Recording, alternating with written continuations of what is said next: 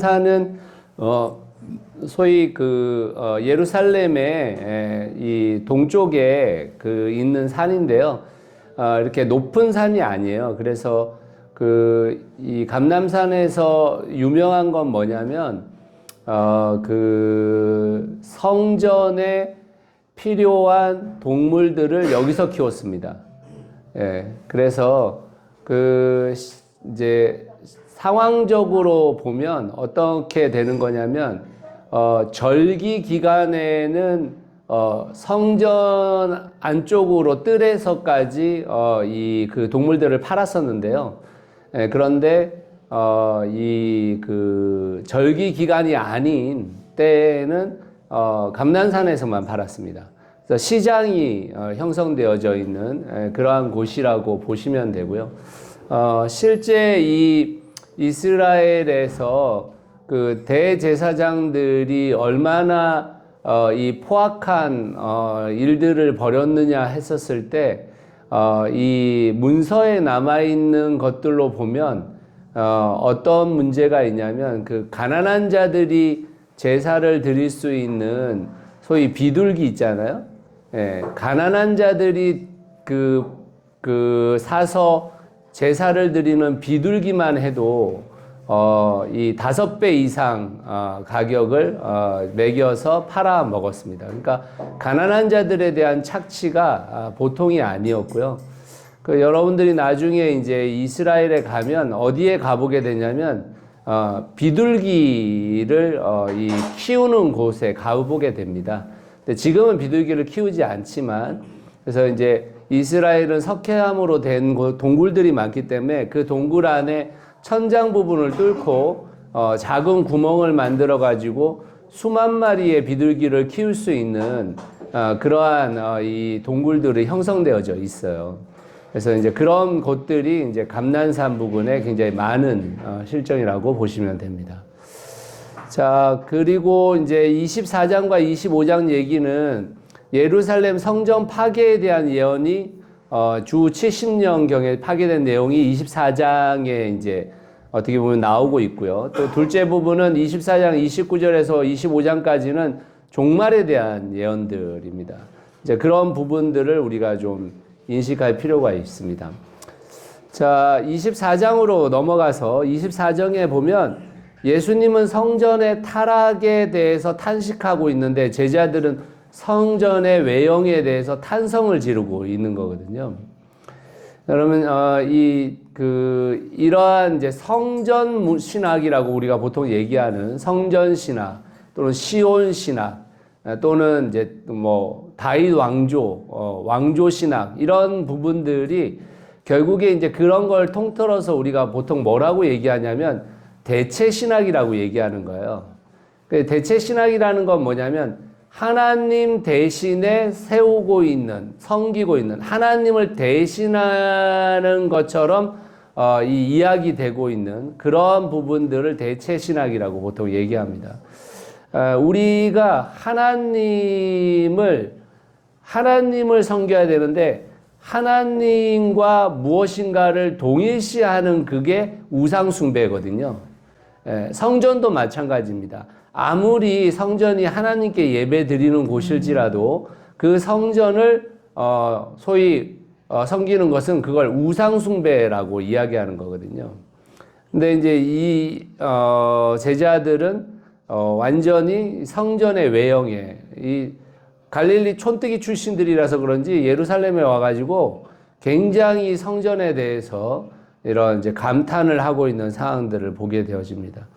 여러분도 아마 들어보셨을 텐데 우리가 수정교회라고 알려진 미국의 아주 유명한 교회가 있었죠. 1990년대에 굉장히 획기적인 교회라고 알려졌죠. 그래서 이제 수정교회가 소위 크리스탈 교회라고 해서 전체가 다 유리로 된 거의 그런 교회였어요. 이제 뜻은 좋았죠. 소위 교회의 예배와 또는 교인들의 삶에 대해서 완전히 투명하게 보이게 만듦으로 인해서 선한 영향력을 끼치는 교회가 될 거다 이렇게 됐었잖아요. 그런데 이제 그게 사실은 건축비나 이런 게 엄청나게 많이 들여서 지었었어요. 근데 이제 그게 8년 전인가, 7년 전인가, 이슬람 사원으로 넘어갔죠. 그 교회가. 그러니까 여러분, 우리가 이제 지금도 마찬가지입니다. 한국 교회도 보면, 이런 성전신학에 관련되어져서 굉장히 깊은, 어떻게 보면 그 바탕을 갖고 있어요. 그래서 참 아쉬운 부분들이 많은데, 이제 제가 이렇게 교회 담임 목회 지금 11년 하고 있는데, 11년의 기간 동안에 이렇게 이제 저희 교회에서 3, 4년 이렇게 있다가, 서울로나 또는 뭐 이렇게 경기도 지역으로 이사를 가셔야 되는 분들이잖아요. 그런 분들이 이사 가서 이제 나중에 이제 이렇게 연락이 닿아서 보면 이렇게 대형 교회에 가 계시더라고, 많이. 그래서 왜 그렇냐, 그러니까 이제 아이들의 교육 문제도 있고 뭐 이런 시설 문제도 있고 이래서 대형 교회를 선택했다, 이런 얘기들을 하시는 걸 이제 들을 때가 있습니다. 좀 저는 조금 아쉽더라고요. 예, 그분들의 마음을 뭐 모르고 이런 게 아니라, 그냥 그분들한테 서운한 게 아니라, 그래도 꽤 오랜 시간 같이 성경을 공부하고 또 같이 말씀을 나누면서 살아왔는데, 그런 선택의 기로에 있었을 때 다시 또 그런 선택을 하는 걸 보면서 조금 아쉽다, 이런 생각은 들었어요. 근데 뭐 인간이라는 게 외형에 가장 어떻게 보면 취약하잖아요. 그런 부분들이 좀 아쉽긴 했는데, 예나 지금이나 이런 외형적인 것에 굉장히 강력한 힘이 있다, 라는 생각들을 해보게 되어집니다.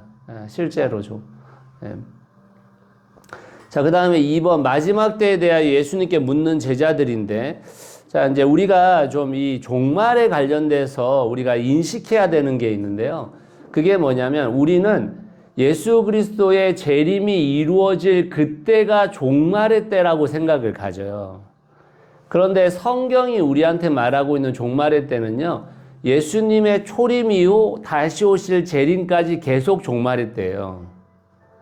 그게. 그러니까 우리가 일반적으로 생각하면 심판이 이루어질 그때를 우리가 기다리는 것 같고, 그때가 도래하기 때문에 우리가 종말의 때 깨어서 기도하고 깨어서 살아야 된다, 이렇게 생각하는데 그게 아니고요. 성경은 예수님의 초림 이후에 예수 그리스도가 하늘로 오르시고 난 그 이후부터 다시 오실 그때까지 전체가 종말의 때입니다. 그러니까 종말의 때에 일어날 여러 가지 일들이 있잖아요. 여러분, 그건 지금까지 계속 일어났던 일들이에요. 아니, 안 그렇습니까?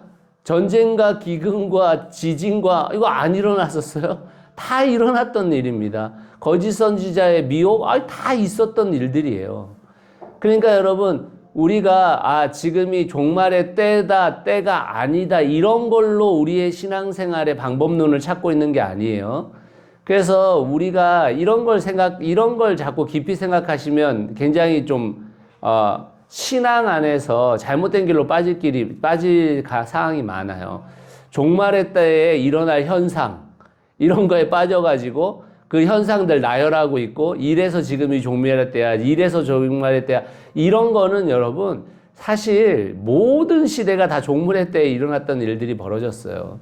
그리고 지금 우리가 살고 있는 이 대한민국에서 그 일이 벌어지지 않더라도 전 세계적으로 보면 전쟁과 기근과 지진이 없었을 때는 없어요. 아예 없습니다.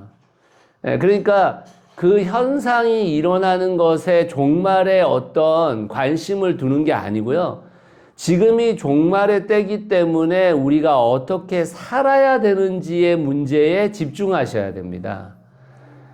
그리고 우리는 그 종말의 때에 일어나는 현상적인 것들이 깊이 드리워지지 않아도 개인적 종말을 맞이하게 돼 있어요.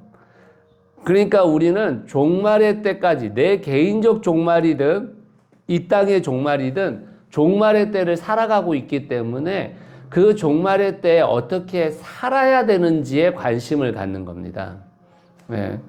그걸 여러분들이 인지하시면 사실은 거기 써 있는 여러 현상들, 이럴 것이다, 저럴 것이다, 이런 것들이 있잖아요. 예, 그런 가운데서 우리가 어떻게 살아야 될지를 고민해야 되는데 그게 뭐냐면 13절에 나오는 겁니다. 그게 13절. 소위 신실한 믿음이 필요한 거예요. 신실한 믿음이라는 것은 어떠한 상황 때문에 흔들리지 않는 믿음이라는 거죠. 예, 그래서 그러한 신실한 믿음을 여러분 지켜나가기 위해서 성경이 제시하고 있는 방법이 뭐냐면 삼겹줄이에요. 삼겹줄.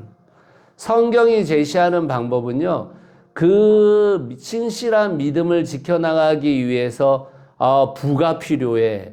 신실한 믿음을 가기 위해서 이게 필요해. 저게 필요해. 이런 게 준비돼야 돼. 이렇게 얘기하고 있는 게 아니라 신앙의 삼겹줄을 이루고 있는 공동체가 필요하다고 얘기하는 거예요.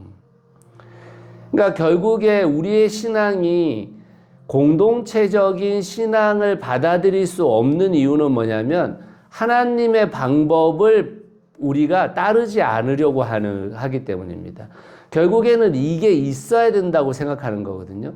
주님 한 분만으로 만족한다라고 말하지만 사실은 주님의 공급과 주님의 그 성실한 돌보심을 우리는 믿고 있지 않게 되는 거죠. 그래서 신실한 믿음이 필요한 겁니다. 신실한 믿음이. 우리의 어떠한 상황과 관계없이 하나님은 신실하게 믿음을 지켜내는 이들을 돌보시고 책임지신다라는 그 믿음이 필요한 거죠. 예. 그 믿음은 결국 같이 그 길을 걷는 함께 된 동지들을 통해서 이루어지는 겁니다. 예. 근데 그게 불편하거든요, 우리는. 우리는 오히려 그렇게 사는 것 자체가 불편해해요. 누가 내 삶에 간섭하는 것 같고, 누가 내 삶으로 들어오는 것 같고, 내가 어떤 상황에 불편해진 인생처럼 느껴지고, 이렇게. 왜냐하면 우리가 수없이 많은 오랜 시간 동안에 그런 교육을 받았기 때문인 거예요. 우리가. 하나님의 말씀의 교육을 우리가 받은 게 아니고 세상의 가치가 가져다 주는 교육에 철저하게 했던 겁니다. 네. 갑자기 불을 끄시네. 네. 네. 깜짝 놀랐습니다. 네. 전기 나간 줄 알고. 네. 네. 듣기 싫다 뭐 이런 건가요? 네. 네. 그래서 이 가장 큰 환란에 대한 얘기들을 할 때 이제 다니엘서에 나오는 이야기들을 통해서 우리에게 이제 성전의 무너짐에 대한 이야기들을 하고 있는 거거든요. 그러니까 가장 큰 환란이라는 것이 성전이 무너진다는 개념은 유대인들에게 있어서 설명하고 있는 겁니다. 너희들이 그렇게 소중하게 여기고 그렇게 무너지지 않을 거라고 하는 그 성전이 무너진다 이런 말인 거예요. 그 안에서. 그래서 가장 큰 환란은 여러 상황들이 있는 거죠. 근데 이제 그 성전이 무너질 수밖에 없는 이유가 이런 거예요. 어떤 결론에 대해서 원인을 가져오는 것이 다른 겁니다. 예수님은 성전이 무너지는 데 있어서 그 원인을 성전의 타락에 두고 있는 거예요. 그런데 지금 백성들은 로마의 침공에 두고 있는 거거든요. 그러니까 한 가지 사건을 대하더라도 그 사건에 대한 원인을 우리는 성경이 우리에게 말하고 있는 그 원인으로 받아들이기가 어려운 거예요. 지금 당장 어떠한 상황 때문에 그게 이루어진다고 생각하는 겁니다. 그런데 성경 안에서의 우리가 살필 수 있는 아주 중요한 포인트가 뭐냐면 결국 하나님의 뜻대로 살지 않는 그 삶이 우리를 무너뜨리는 거거든요. 근데 그거는 받아들이기 어렵죠. 받아들이기가 어렵습니다.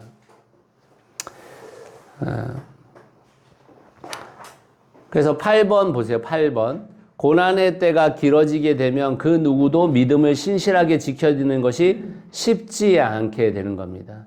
그의 백성을 위해 고난의 때를 감해 주시는 하나님이 계시지만 우리가 그때까지 기다리는 것이 참 어려운 시대를 살고 있는 것이죠. 자, 그 뒤로 한번 보십시오. 그 뒤에는 여러분들이 한번 쭉 읽어보시면 되고요. 자, 그 다음에 4번 한번 보세요. 무화과 나무의 비유.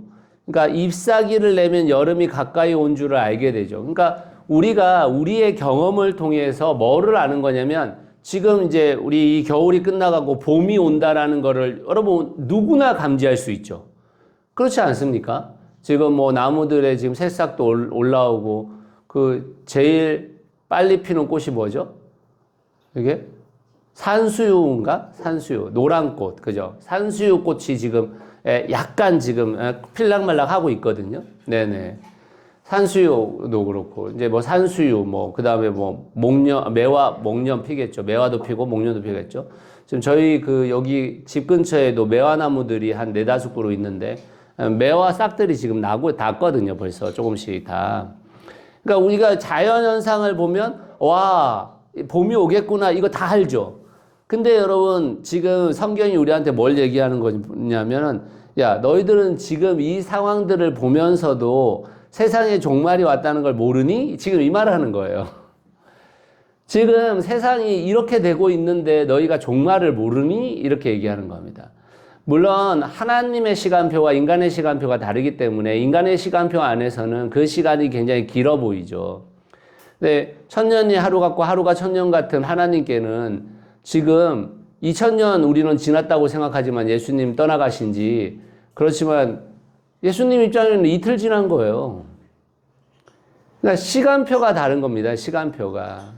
근데 우리는 그 종말의 때를 감지하지 못하고 있는 거죠. 이 종말의 때를 감지하게 되면 어떻게 되겠어요? 그러면 하나님의 말씀대로 신실하게 살려고 엄청 노력하겠죠. 당장 여러분 생각해 보실 때 내년쯤 종말이 온다. 그럼 어떻게 사시겠어요? 교회 살면 안 되고요. 네, 네.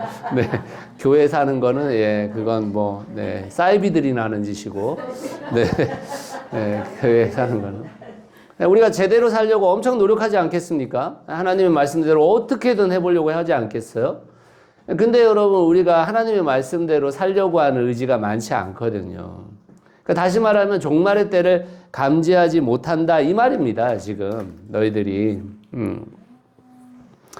그래서 우리가 스스로 이 종말의 때에 를 어떻게 보내고 있어야 되는 건지인데, 그 노아의 시대 백성들의 특징이 뭐였냐면 무관심과 분별 없음이었어요. 무관심과 분별 없음. 이게 무관심이거든요. 관심이 없어요, 사실은. 하나님의 나라가 이 땅 가운데 도래해야 된다라는 그런 관심을 우리는 거의 갖고 살지 못하고 있죠, 사실은. 예. 그리고 분별하지 못합니다. 그 분별 없음은 여러분 다 무엇과 걸리는 거냐면 물질하고 걸리는 거예요. 분별 없음은. 예. 여러분 이 마태복음의 중심, 누가복음의 중심 다 어디에 있냐면요, 다 물질에 있어요. 지금 다 물질과 싸우는 거예요. 다른 거하고 싸우는 게 아니거든요, 지금. 예. 철저하게 물질과의 싸움입니다. 지금 이 모든 것들이. 예. 그러니까 주류 문화를 받아들이지 않는다라는 것은 다시 말하자면 물질로 인해서 가진 강자의 힘을 받아들이지 않겠다는 건데, 근데 다 물질이에요. 다 물질. 제가 어제 그 누가복음 그 방기도 할 때 잠깐 나눌 때도 말씀드렸지만, 그러니까 결국 회개에 합당한 열매를 맺지 못하는 거거든요. 회개에 합당한 열매가 뭐냐? 거기 다 똑같은 거예요, 지금. 옷 2벌 있는 자는 옷 1벌 줘야 된다. 먹을 게 있는 자는 먹을 것을 나눠줘야 된다. 군인들에게는 강탈하지 말아야 된다. 세리들에게는 과도한 세금 걷지 말아야 된다. 다 돈 문제 얘기였다는 거예요. 다 물질 문제 얘기였다는 거예요. 거기에 물질 문제 아닌 게 하나도 없다는 거예요. 다시 말하자면 누가복음 6장으로 와가지고 얘기하자면, 그러면 누가 좋은 열매를 맺는 사람인가? 물질에 있어서 회개가 이루어진 사람인 거예요. 반석 위에 집을 짓는 사람이 누군가? 물질에 의해서 회개가 이루어진 사람을 반석 위에 집을 짓는 사람이라고 하는 거예요. 근데 우리는 여전히, 지금은 뭐 더하죠. 과거보다 훨씬 더 강력해졌죠. 물질에 대한 숭상이. 그래서 이 이 무관심과 분별 없음에 관련되어져서 노아의 홍수 때 이러한 사항들로 인해 그 시대를 알아채지 못했던 사람들처럼 너희들도 지금 그렇다. 그 얘기를 성경이 하고 있는 것입니다. 그래서 9번 한번 보세요. 본문의 초점은 장소가 아니에요. 일상생활을 하는 가족의 운명이 파루시아에는 두 가지로 나눠진다는 거예요. 파루시아 재림이라는 뜻이라고 했습니다. 파루시아 여러분 기억하시죠? 로마의 황제가 자기가 다스리지만 자기가 직접 다스리지 않는 곳을 찾아오는 게 파루시아다. 하나님께서 이 땅 가운데 오셔가지고 뭘 보시겠다고 하는 것이냐면 결국 우리가 이 땅 가운데 하나님의 공의와 공평을 이루기 위한 애씀을 보겠다라는 거예요. 그게. 근데 그때는 우리가 어디 장소에 있는지에 따라 가지고 재림 가운데에서 좋은 결과를 얻는 이런 개념이 아니라 우리의 일상을 살아가고 있는 그 사람들이 결국에는 두 가지로 분류된다라는 겁니다. 두 가지로. 얼마나 이게 사실은 무서운 말씀이에요. 여러분 마태복음이 굉장히 무서운 말씀이에요. 사실은. 그래서 이 땅에서 우리가 살아왔던 삶에 대한 하나님의 총체적인 평가를 받게 될 거라는 건데 그러면 이제 그 소위 말하면 회개에 합당한 열매를 맺는 삶을 또 다시 무슨 언어로 쓰고 있는 거냐면 깨어 있어라 이런 말입니다. 깨어 있어라. 예. 대비하고 있어라 이런 말이죠. 대비하고 있어라. 예.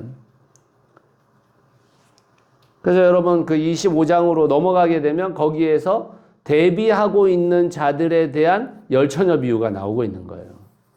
대비가 되고 있냐, 대비가 되고 있지 않느냐. 예.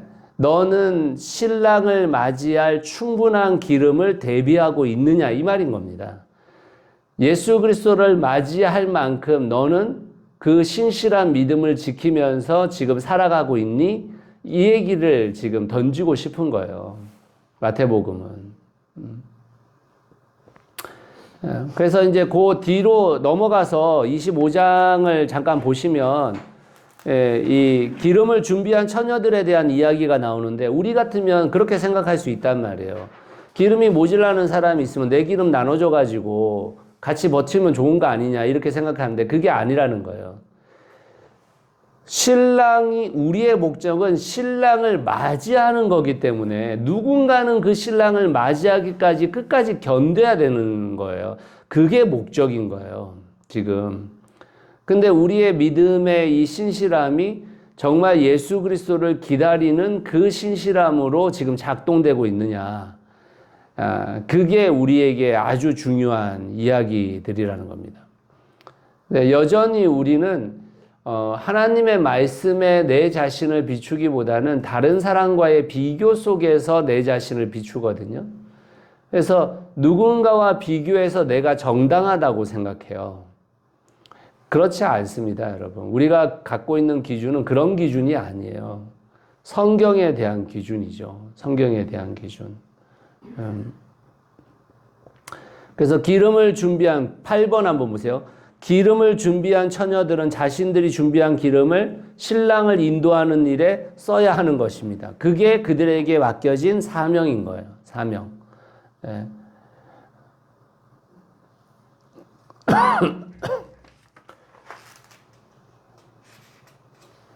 자, 그런 이제 그 비유 속에서 우리가 오늘 또 한 가지 봐야 될 것은 아주 중요한 이제 이야기가 달란트 비유예요. 달란트 비유.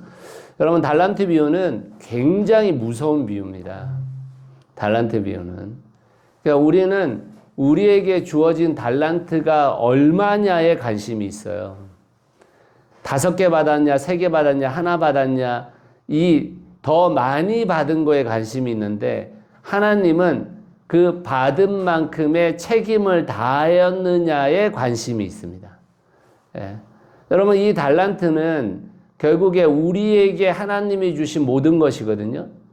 그것이 이제 소위 은사라는 말로 다 표현할 수도 있습니다. 그렇지만 성경의 은사라는 것이 결국 우리가 갖고 있는 재물이나 또는 우리가 갖고 있는 권위나 이런 모든 걸 포함하고 있는 것은 아니기 때문에 그것만으로 이야기하기는 쉽지는 않지만 하나님의 우리에게 주신 모든 선물이 달란트죠. 자, 근데 이 선물을 받은 자들이 그 선물을 낼름 나를 위해서 사용하고 마는 것은 하나님께서 원하시는 방법이 아닌 거예요. 받은 만큼 가서 너희들이 덕을 쌓고 남겨라 라고 얘기하는 거예요. 결국에. 5달란트 받은 자는 5달란트를 남겨야 할 책임이 있는 거예요. 5달란트 받은 자가 3달란트밖에 못 남겼다? 그러면 책망받는 겁니다. 1달란트 받은 자는 1달란트 남겨야 될 책임이 있는 거예요. 근데 이 1달란트 받은 자가 주인을 두려워하여서 그 1달란트를 묻어 놓잖아요. 자, 여러분, 이게 왜 나쁜 일일까요? 이게. 여러분, 이 선물이라는 게 결국에 우리의 청지기 의식을 말하는 건데 이런 거예요. 제가 지금 여기 노재숙 자매님을 만났어요. 근데 노재숙 자매님을 만났는데 제가 1달란트를 받았잖아요. 그러면 나는 노재숙 자매에게 1달란트를 써야 할 책임이 있는 거예요. 나는. 하나님이 만나게 하신 우리의 모든 만남은요, 하나님이 주신 선물로 인해서 그 사람에게 덕을 쌓아야 되는 거거든요. 그러니까 나는 노재숙 자매에게 1달란트를 써야 되는 거예요. 근데 내가 안 써. 그러면 여러분, 받아야 할 사람이 못 받게 되는 거죠. 그래서 죄인 거예요, 여러분. 그래서 1달란트를 받은 자가 왜 죄냐면 그 1달란트는 나만을 위해 누리는 게 아니거든요. 다른 사람에게 누릴 수 있게 만들어야 되는 거거든요. 그 은혜가 흘러가야 되는 건데 그 은혜를 흘려보내는 걸 막은 거예요. 그래서 죄가 되는 겁니다. 그래서 여러분, 이게 하나님의 나라는 절대 상대평가가 아니에요. 절대평가예요. 받은 만큼 했어야 되는 거예요. 받은 만큼. 여러분, 똑같이 하라는 게 아니에요. 여러분, 이렇게 생각하시면 안 됩니다. 내가 5달란트 받았는데 내가 5달란트를 쓰고 5달란트를 남기는 것처럼 저 사람에게도 5달란트를 요구하면 안 돼요. 그 사람은 3달란트밖에 못 받았을 가능성도 있고 1달란트밖에 못 받았을 가능성도 있어요. 그러니까 그것에 대해서는 내가 깨닫고 내가 해야 되는 것이지 나만큼 하라라고 말하는 건 어려운 일이에요. 그건 굉장히 어떻게 보면 여러분 폭력이에요. 그건. 달란트 비유는 그런 게 아닙니다. 그래서 내게 주어진 달란트를 가지고 내가 사용하면 되는 거죠. 내가 잘 사용해야 되는 것입니다. 여러분, 지난주에 안진서 목사님 오셔가지고 설교가 은사 얘기였잖아요. 그죠? 여러분, 온전한 성령 충만 이야기 하시면서 그 은사 이야기 하셨는데 그 은사와 열매에 대한 이야기들 하시더라고요. 그럼 거기서도 안진상 목사님이 그 얘기 하잖아요. 그러니까 하나님께서 은사를 주셨는데 그 은사를 사용을 안 하잖아요. 그러면 퇴보돼요. 그게 사라져요.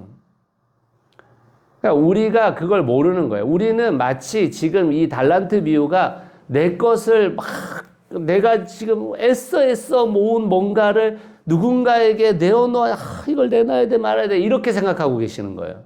그게 아니고 지금 하나님께서 여러분에게 주신 그 선물은 결국에 누군가를 위해서 사용하라고 하신 건데 거기 안에 우리가 가져야 될 믿음은 뭐냐면 하나님께서 채우신다. 하나님께서 갚으신다. 걱정하지 마라. 이 믿음이 있어야 되는 건데 그게 우리 가운데 없으니까 우리 손아귀에 들어와 있는 이거 하나를 놓기가 힘든 겁니다.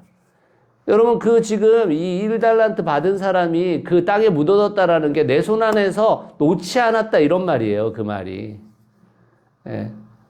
결국 하나님이 사용하시도록 내어놓으면 우리가 더 풍성함으로 누릴 수 있는 것인데 그게 이제 안 되는 거죠. 근데 이 결과가 무엇이냐면 결과가 뭐예요? 어두운 곳에서 슬피 울며. 예? 그거예요, 그거. 그러니까 우리가 일반적으로 생각하면 이 세상 안에서는 움켜져야 훨씬 더 평안하고 좋은 삶을 살 수 있다고 우리가 배우고 가르치고 지금까지 해온 방식인데 성경의 방식은 그것을 무시하고 있는 겁니다. 성경은 그런 거 아니다. 그래서 여러분 이걸 잘 생각해야 돼요. 하나님은 전능하세요. 근데 하나님은 전능함을 사용하지 않으시려고 해요. 인간 매개체를 통해서 그걸 사용하시려고 하는 겁니다. 인간을 통해서. 그래서 인간에게 선물을 주시는 거예요. 그 선물을 가지고 나를 만나게 되는 사람들이 복을 누리게 만들어라. 이렇게 얘기하고 있는 거예요. 그게 나의 유익이 된다는 거예요. 나의 유익이. 근데 우리는 그 원리 자체에서 우리가 동의되지 못하는 부분들이 너무 많은 거죠. 동의되지 못하는 게.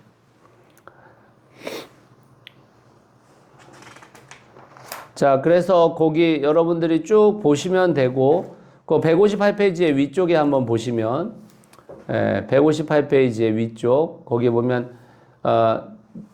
은사는 하나님께서 공동체를 유익하게 하기 위해 주시는 선물이다. 내가 은사를 발휘하지만 유익은 공동체의 지체들이 누리는 것이다. 그것을 사용하지 않았다는 말은 나를 통해 공동체에게 주시는 하나님의 선물을 중간에 가로챈 것과 동일한 것이다. 우리에게 맡기신 은사에 대해 하나님과 회개를 해야 할 때가 있다라는 겁니다. 착하고 충성된 종아 이렇게 얘기하잖아요. 착하다. 그 말은 네가 하나님의 뜻대로 올바르게 했다 이런 말이고요. 충성되다 이 말은 네가 신실하게 그것을 지켜냈다 이런 말인 것입니다. 그래서 우리의 인생의 마지막 순간까지 우리가 착하고 충성된 종으로서의 삶을 살아야 되는 거예요. 그래서 악한 종은 아무것도 하지 않는 겁니다. 하나님이 주신 거 그냥 움켜쥐고 있는 거예요. 근데 그 움켜쥐고 있으면서 하나님의 책망, 주인의 책망에 대해서 뭐라고 얘기하는 거냐면 주인의 성품 탓을 하고 있는 겁니다. 그러니까 다시 말하자면 하나님을 잘못 알고 있는 거죠. 주인을 잘못 알고 있는 겁니다. 주인을. 제가 생각할 때 한국교회의 성도님들, 목회자들 다 포함해서 주님을 잘못 알고 있는 분들이 상당수라는 생각을 할 때가 있어요. 여러분 계속 예수 그리스도에 대한 우리가 26장, 27장 가보면 알겠지만 예수 그리스도가 어떤 메시아인지를 전혀 모르고 예수님이 어떤 분이신지를 모른 채 계속 그 사람들이 예수님을 따르겠다고 하잖아요. 예수님이 누군지 모르는 거예요. 하나님이 어떤 분이신지를 모르고 있는 겁니다. 그냥 하나님이 일반 세상의 신하고 똑같다고 생각하는 거죠. 내 욕망을 실현시켜 주시는 분이라고 생각하는 거죠.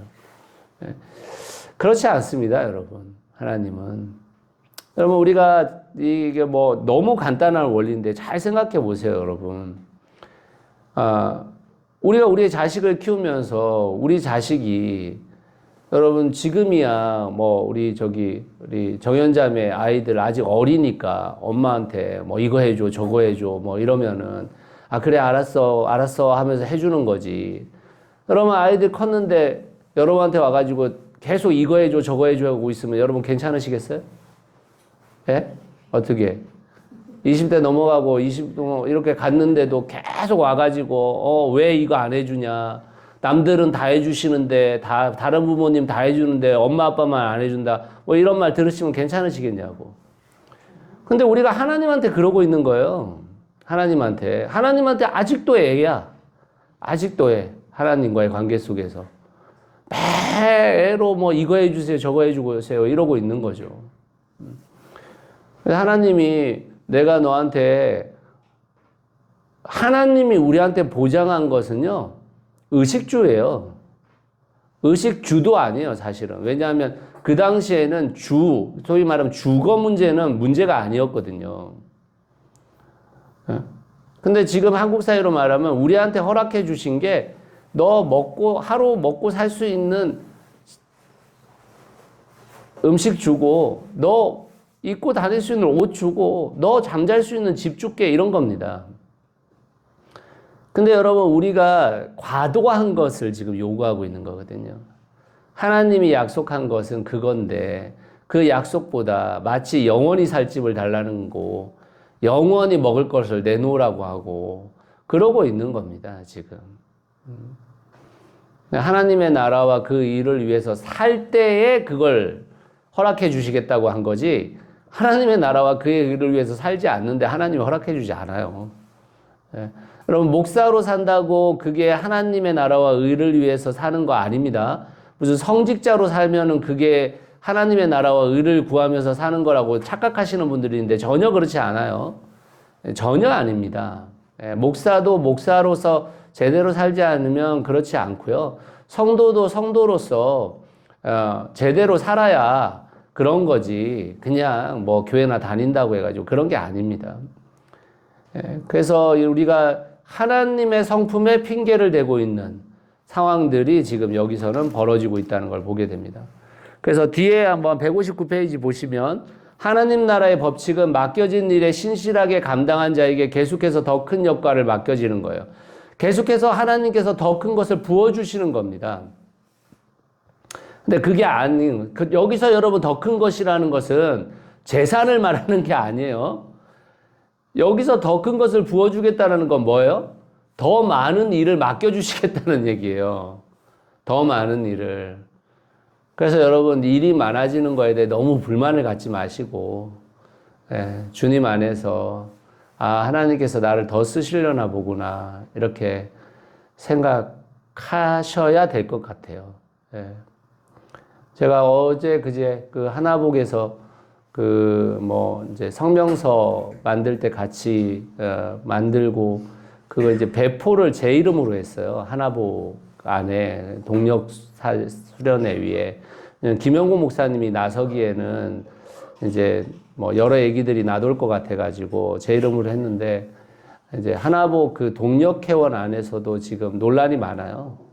그 안에도 이제 소위 이렇게 그런 것이 잘못됐다고 말하는 사람만 있는 게 아니고 어떤 분들은 또 이렇게 반대편에 있으신 분들도 있기 때문에, 그래서 여러분 제가 이제 어제하고 오늘 이게 막 하나복 카톡에 막 제가 올린 글에 댓글을 달아서 질문이 막 계속 올라와요. 근데 이제 그 김영구 목사님이 답변하면은 또 뭐 이렇게 꼬투리 잡히니까 제가 이게 정말 겸손하게 지금 답하고 있거든요. 진짜 이게 예의를 다해서 지금 답하고 있는데, 이게 머리가 지끈지끈 아프더라고요. 페북에도 그렇고. 그래서 이제 이런 일들이 사실은 이렇게 어떤 일이 진행되면 진행될수록 힘든 부분이 있잖아요. 당연히. 그래서 그런 영역 안에서 우리에게 맡겨주신 일들을 잘 감당하면 좋겠다. 또 더 큰 일을 맡겨주신다고 하셨을 때 우리가 잘 준비되어져서 또 주님 앞에 잘 쓰임받았으면 좋겠다. 이런 생각들을 좀 많이 하게 됩니다. 자, 인자의 오심. 인자의 오심은 결국 인자가 올 때 양 사이드로 갈린다 이런 말입니다. 염소와 양으로 갈린다라는 건데, 염소와 양으로 갈릴 때에 제일 중요한 건 뭐냐면 그게 교회 안이라는 겁니다. 교회 안에 염소와 양이 있다는 거예요. 여러분 자만하지 마세요. 여러분이 양일 거라고. 아닐 가능성도 매우 높아요. 근데 그 기준이 뭐냐? 기준이 뭔지가 중요하죠. 결국 그 뒷구저들을 다 따라가 보면 내가 다른 사람들을 내 이웃으로 대했는가예요. 그 기준이 특히 이 땅의 약자들을 정말 예수 그리스도를 대하듯 대했느냐, 그게 기준이에요. 그게 기준. 그게 마태복음의 기준입니다. 마태복음의 기준. 거기 제가 3번의 마지막 부분에서 3번의 마지막 부족에 보면 양과 염소로서의 구분은 그의 전체적인 삶이 이웃지향적인가 아니면 자기중심적인가에 의해서 결정된다. 그러고 있는 겁니다. 33절 말씀이 그 말씀하고 있는, 그 33절 이후의 말씀이 다 그 말씀하고 있는 거예요. 그 말씀. 예수님은 자신을 줄인 자, 헐벗은 자, 목마른 자, 나그네, 병든 자, 옥에 갇힌 자와 동일시하고 있거든요. 본인을. 그러니까 여러분 이게 지금 진짜 재밌는 게 뭐냐면 양과 염소에 해당되는 두 사람 다가 뭐라고 지금 공통된 언어를 쓰고 있는지를 보셔야 돼요. 어떤 말을 쓰고 있는지 보면 어떤 말을 쓰고 있습니까? 우리가 언제 이런 말을 써요. 우리가 언제. 다시 말하자면 그 예수 그리스도를 영접하고 예수 그리스도를 도왔다라고 말한 사람들도 우리가 언제 그랬어요? 이렇게 얘기해. 그리고 예수 그리스도가 너희는 예수 그리스도를 영접하지 않았다고 말한 자들도 우리가 언제 이렇게 얘기해요. 그러니까 둘 다 지금 예수 그리스도가 누군지 모르고 지금 영접했다는 말인 거예요. 다시 말하자면. 근데 예수님의 대답은 저 지극히 작은 자 하나에게 한 것이 내게 한 거다. 그 얘기를 하고 있는 거잖아요. 그 얘기를. 그러니까 여러분 우리가 우리의 삶 가운데서 우리가 예수님이 만약에 장애인으로 오신다고 생각해 보세요. 어떻게 눈치챌 수 있겠어요, 우리가? 네. 지금의 이 시대 가운데 예수님이 이 땅에 가장 고통받는 자들로 온다고 생각해 보세요. 그럼 우리가 눈치챌 수 있겠어요?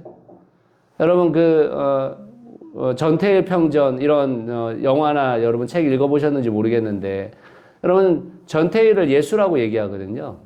그게 왜 예수라고 얘기하는 거냐면 이단 예수 뭐 이런 걸 말하는 게 아니고요. 가장 이 땅 가운데 약자로 오신 그 사람, 약자인 그 사람을 예수님이 자기와 동일시하니까 예수라고 하는 거예요.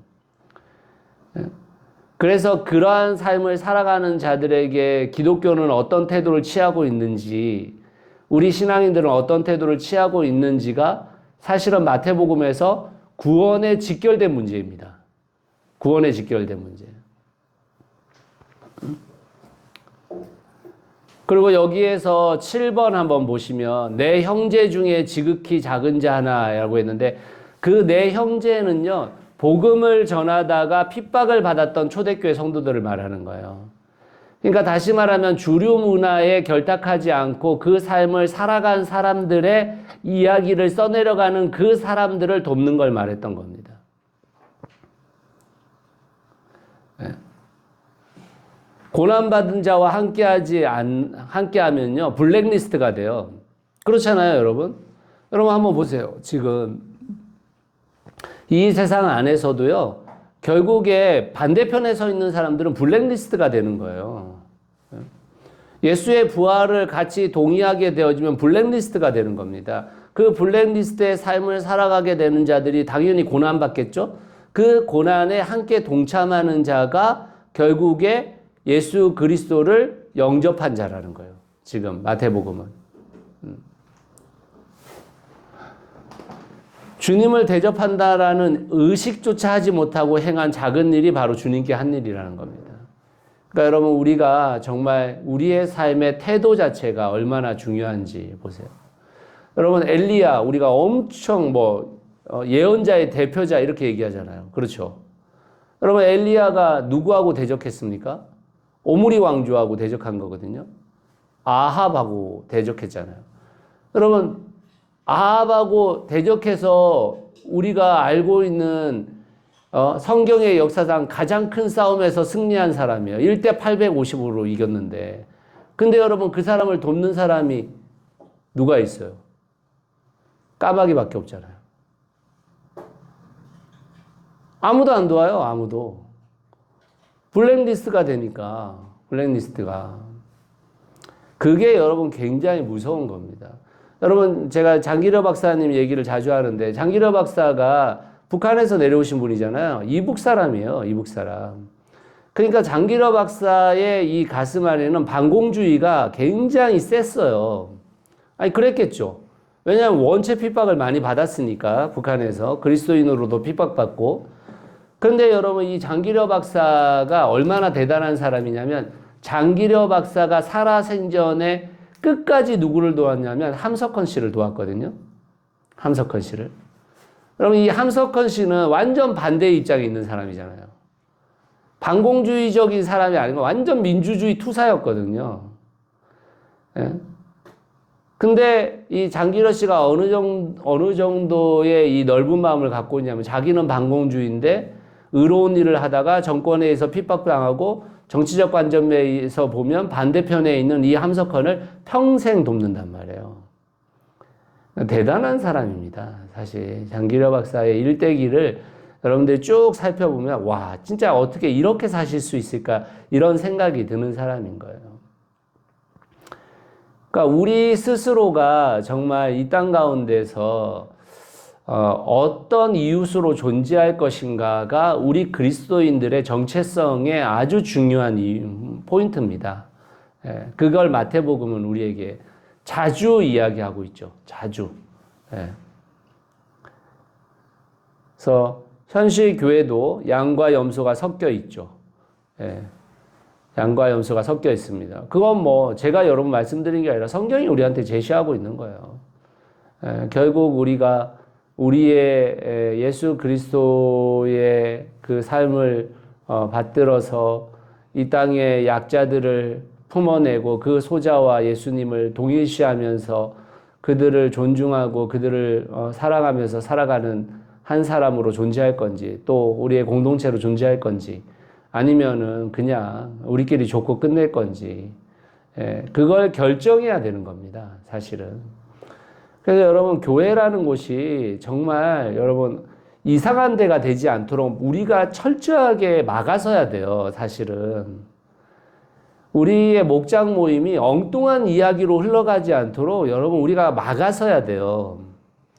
우리는 세상에 이미 물들어져 살아왔기 때문에 세상 이야기하는 게 너무 즐거워요. 너무 즐겁고 아무렇지도 않게 그런 이야기들을 우리의 교회 안에서 해도 아무 상관이 없다고 생각해요. 근데 여러분 교회는 그런 곳이 아닙니다. 그런 곳이. 우리가 그걸 막아서야 되는데 우리는 그걸 막아서질 않아요. 오히려 동조해요. 오히려.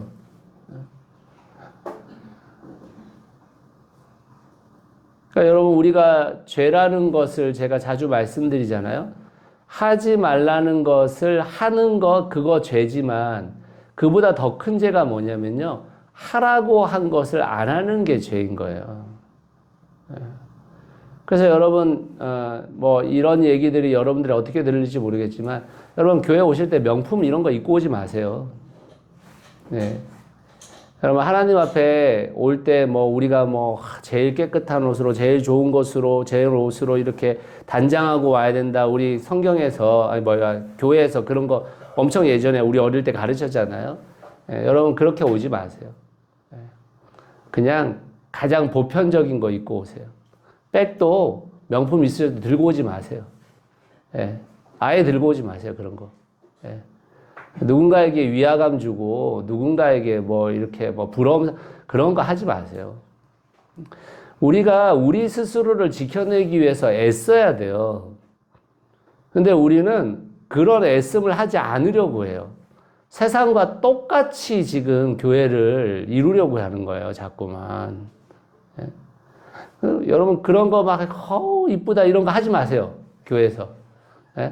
하지 마. 그런 거 할 필요도 없어요. 오히려 이런 거 다음부터 갖고 오지 마라 이렇게 얘기해야 돼. 젊은 애들이 그런 거 갖고 오면 교회는 이런 거 갖고 오지 말고 너 저기 다른 데 쇼핑 가고 뭐 여행 가고 이럴 때 갖고 다녀라. 교회는 그냥 추스르하게 입고 와도 돼. 괜찮아. 여러분 우리가 우리 스스로를 지켜내기 위한 노력을 안 해요. 교회를 지켜내기 위한 교회다움을 지켜내기 위한 노력을 해야 되는데 그걸 노력을 안 해요.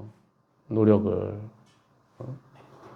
막 목사님들 뭐 교회에서 뭐 누가 막 수백만 원짜리 옷 해줬다고 자랑해요. 막 어디다가. 진짜 그걸 자랑이라고 정말. 그러니까 여러분 우리가 진짜 교회를 모르는 거예요. 하나님을 모르는 거예요. 하나님을.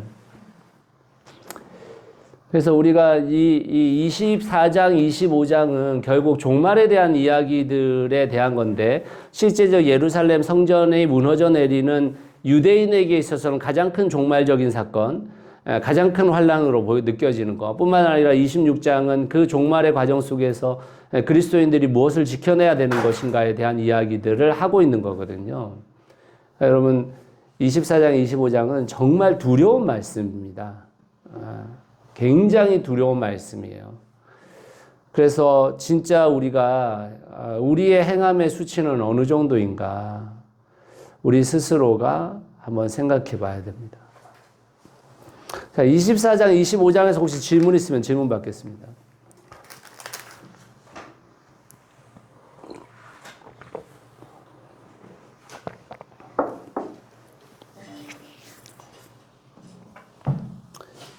네, 없으신가요? 네, 26장.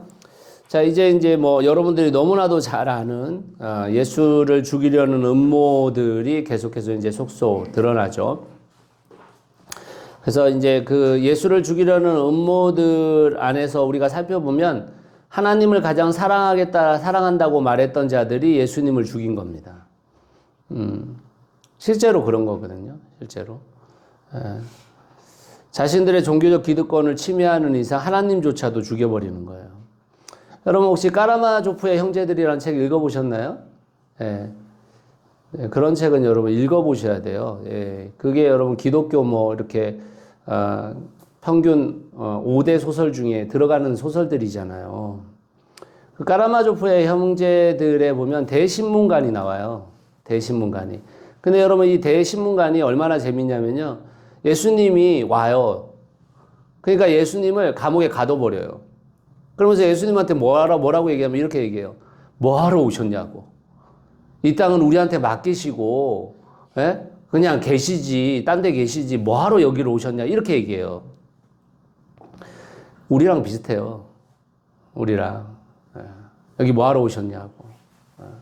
우리가 추구하는 상, 우리 다 누리고 싶고, 우리가 생각하는 거, 우리가 다 가지고 싶은데, 왜 우리에게 이렇게 방해물이 되시냐.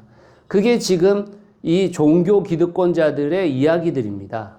그리고 여러분 자기 부인이라는 게 뭐예요? 자기 부인이라는 게 뭐냐면 내가 누릴 수 있지만 누리지 않는 게 자기 부인이에요. 내가 가질 수 있지만 가지지 않는 게 자기 부인이에요.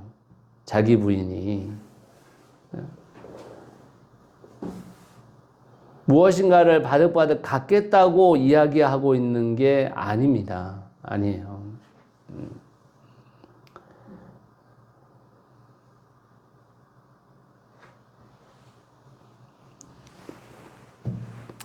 그래서 이들이 가지고 있던 하나님에 대한 인식, 메시아의 인식이 결국 예수를 죽이게 되는 겁니다. 죽이게 되는 거예요. 이런 무서운 일들을 벌이고 있는 것이죠. 그러면 여기에 이제 3번에 보시면 한 명의 대제사장이 아닌 대제사장들이 존재한다고 표현하잖아요. 그게 왜 그러냐면 원래 여러분 대제사장은 종신제예요. 죽을 때까지 하는 거예요. 그런데 이 헤로드 왕조가 그 대제사장을 직을 팔아먹었거든요. 뇌물을 주고 팔아먹었습니다. 이 헤로드 왕조가 이 유대를 다스린 100년의 기간 동안에 제사장의 임기가 평균 4년이에요. 평균 4년. 100년 동안. 그러니까 여러분 이게 어떤 일들이 벌어졌는지 아시겠죠? 그러니까 여러분 결국에 뇌물을 바쳐서 헤로덱에서 대제사장을 따내야 되는 거예요. 그러면 여러분 그 뇌물을 바친 사람들의 경쟁률이 엄청 세겠죠. 그 뇌물을 많이 받겠죠. 그러면 그거 뽑아내야 되잖아요. 그 뽑아낸 게 다 뭐냐면 성전이 교회 고리대금업을 한 겁니다. 다 성전이.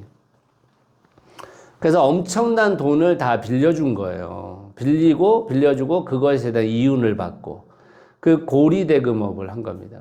여러분 유대인의 법에 보면 뭐라고 되어 있냐면 레위기에 의하면 같은 민족에게 빌려준 돈에 대해서는 이자를 받지 못하게 되어 있습니다. 레위기의 법에 보면. 그런데 그 고리대금업을 다 행한 겁니다.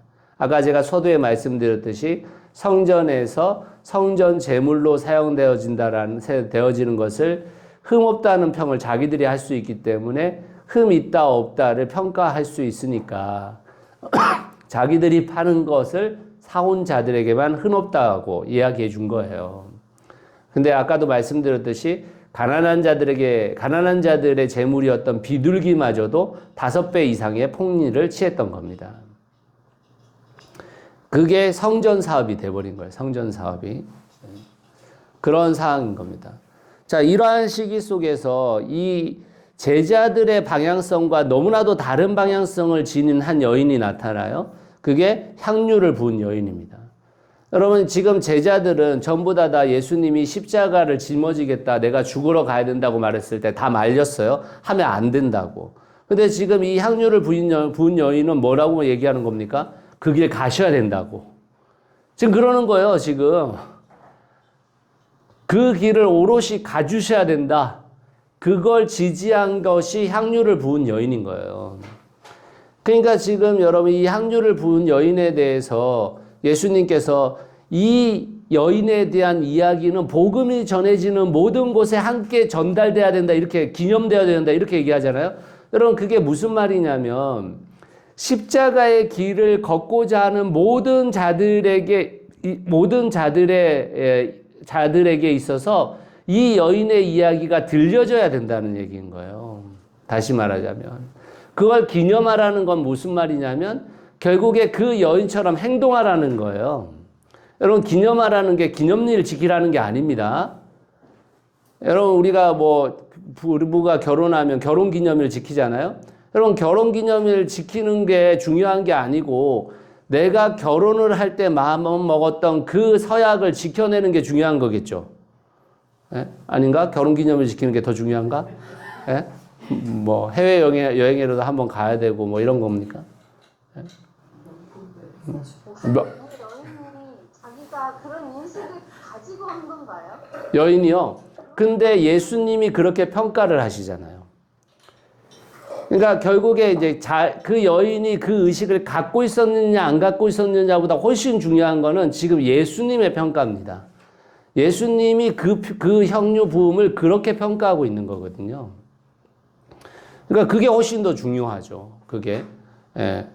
그러니까 그 여인으로서 해야 될 일들을 그 길을 걷고 있는 거예요. 야, 이건 정말 대단한 일이거든요, 여러분. 여러분, 우리가 산정형 교회의 그 주기철 목사님 이야기들 여러분 잘 아시는 분들도 있을 텐데, 그 주기철 목사님 그 예화들이 이야기들이 진짜 대단한 이야기들이 많거든요. 여러분, 주기철 목사님의 사모가 오정모 사모거든요. 그 오정모 사모는 원래 첫 번째 부인이 아닙니다. 첫 번째 부인의 친구예요. 근데 첫 번째 부인이 병으로 죽으면서 그 친구의 손을 잡고 네가 주기철 목사의 아내가 되어서 주기철 목사를 지켜달라고 부탁을 해요. 그래서 이 오정모 사모가 그걸 받아들인 거거든요. 근데 이 오정모 사모하고 주기철 목사님의 그 이야기 속에서 나타나는 얘기들이 진짜 재밌는 얘기들이 많아요. 예. 그 오정모 사모님이 원래 말이 진짜 퉁명스럽고 굉장히 말이 없는 사람이었대요. 그래가지고 이제 그 일제가 주기철 목사님을 잡았다가 놔줬다가 몇 번을 하거든요. 근데 왜 그러냐면 여러분, 그 주기철 목사님이 심우하는 산정형 교회가 대형 교회예요. 당시에 가장 큰 교회였습니다. 2,000명 정도 되는 성도를 갖고 있었던 교회예요.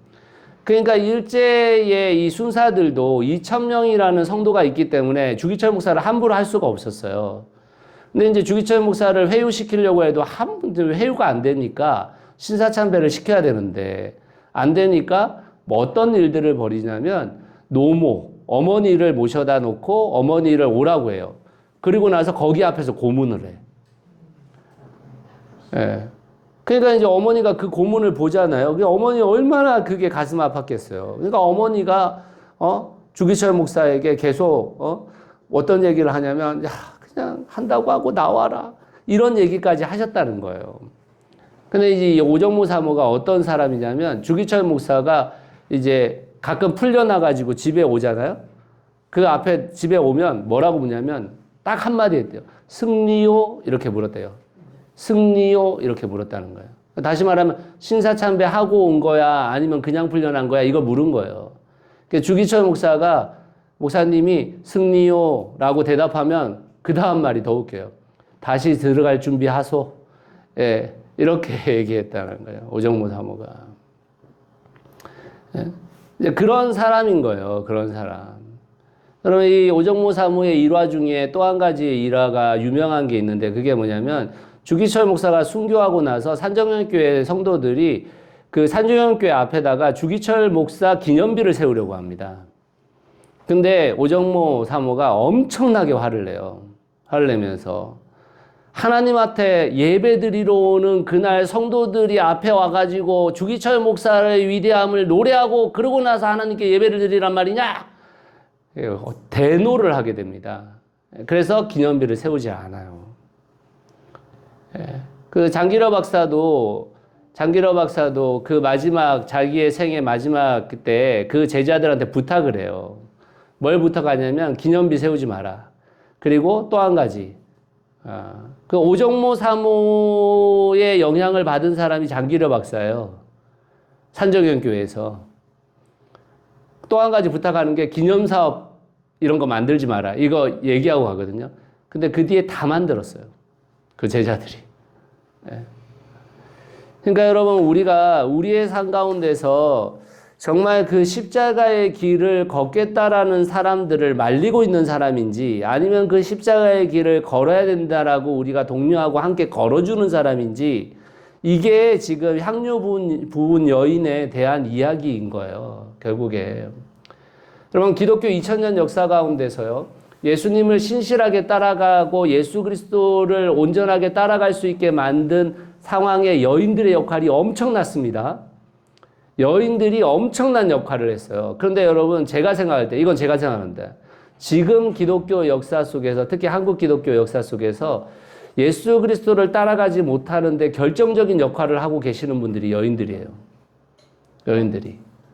지금은 집안에서 여인들이 다 이겨먹잖아요. 그러니까 결국 하나님의 나라를 향해서 달려가려고 하는 사람조차도 발목이 잡혀요. 대부분 다 지금. 세상에 그 수많은 것들을 누려야 된다고 생각하고 세상이 가치로 삼고 있는 그 가치를 이루어야 된다라고 생각하고 거기 안에서 안락을 누리고 평안을 누리고 그 안에서 안전을 누려야 된다고 생각하기 때문에 심지어 누군가가 그 길을 가려고 해도 못 가게 만드는 게 여인들이에요. 지금 한국 사회는 심각합니다. 사실 이건 제 평가입니다. 제 평가. 저는 그렇다고 생각해요. 지금 뭐 그렇다고 남성들이 대단히 신실하다 이런 말이 아니라 거의 함께 죽자 이런 비슷한 거예요. 함께 죽자.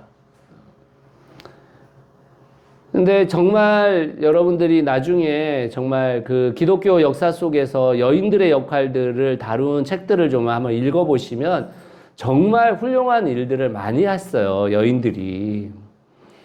그래서 지금은 이 한국 기독교의 역사 속에서 정말 여인들의 역할이 정말 중요할 때가 오지 않을까 이런 생각합니다. 예. 자, 그 다음에 이제, 유다의 배반이 있습니다. 유다의 배반에 대한 이야기들을 우리가 좀 살펴야 되는데, 여러분, 기독교가 무슨 일을 자꾸 하는 거냐면요. 적을 만들어 놔요. 그러니까, 소위 말하면, 그 사람에 대한 평가 자체를 완전 적으로 만들고, 그 적을 통해 가지고 우리 자신의 정체성을 이야기하려고 할 때가 너무 많아요.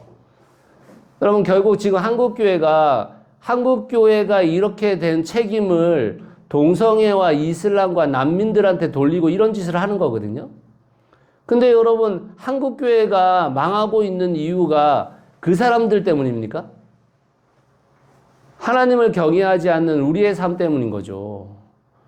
근데 그 적을 만드는 거거든요. 자기 자신의 적을 통해서 자꾸만 그 안에 숨는 겁니다. 근데 여러분 이 가룟 유다의 평가가 대부분 그래요. 여러분 가룟 유다는 회개한 사람이에요. 어쨌든 여러분 회개라는 것은 자기가 취한 행동을 통해서 얻은 모든 것들을 다시 되돌려 놓는 게 회개거든요. 그렇잖아요. 말만 하는 게 회개가 아니잖아요. 근데 가룟 유다는 어떻게 한 겁니까? 그거 되돌려 놨죠. 그리고 자신이 일한 것에, 자신이 한 일에 대해서 부끄러워했죠. 그래서 자기 스스로 죽음을 선택하잖아요. 그죠? 근데 또 뭐 가룟 유다가 자살했다고 자살한 사람은 천국에 못 가 뭐 이런 프레임을 가지고 가룟 유다를 평가하거든요. 그런 게 아닙니다, 여러분. 가룟 유다가 어떻게 됐을지 아무도 몰라요. 사실은. 예. 그러니까 우리는 우리가 과거에 배웠던 무엇인가로 인해서 이미 그걸 결정해 놨어요. 나 가룟 유다 나쁜 놈. 예, 나쁜 놈이죠.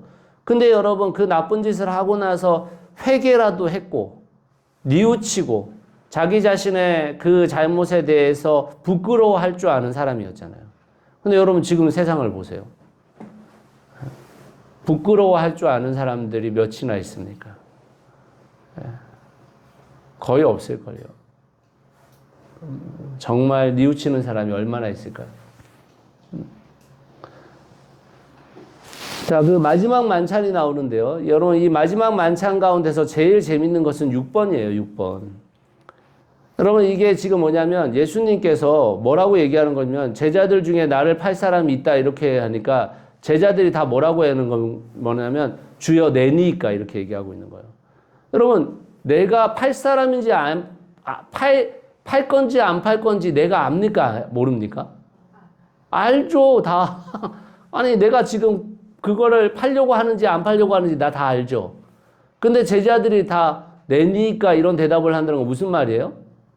다 가룟 유다나 다 비슷한 마음 품고 있는 거예요.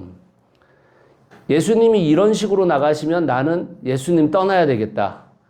예수님이 이런 식으로 나가시면 나는 예수님한테 희망은 없다.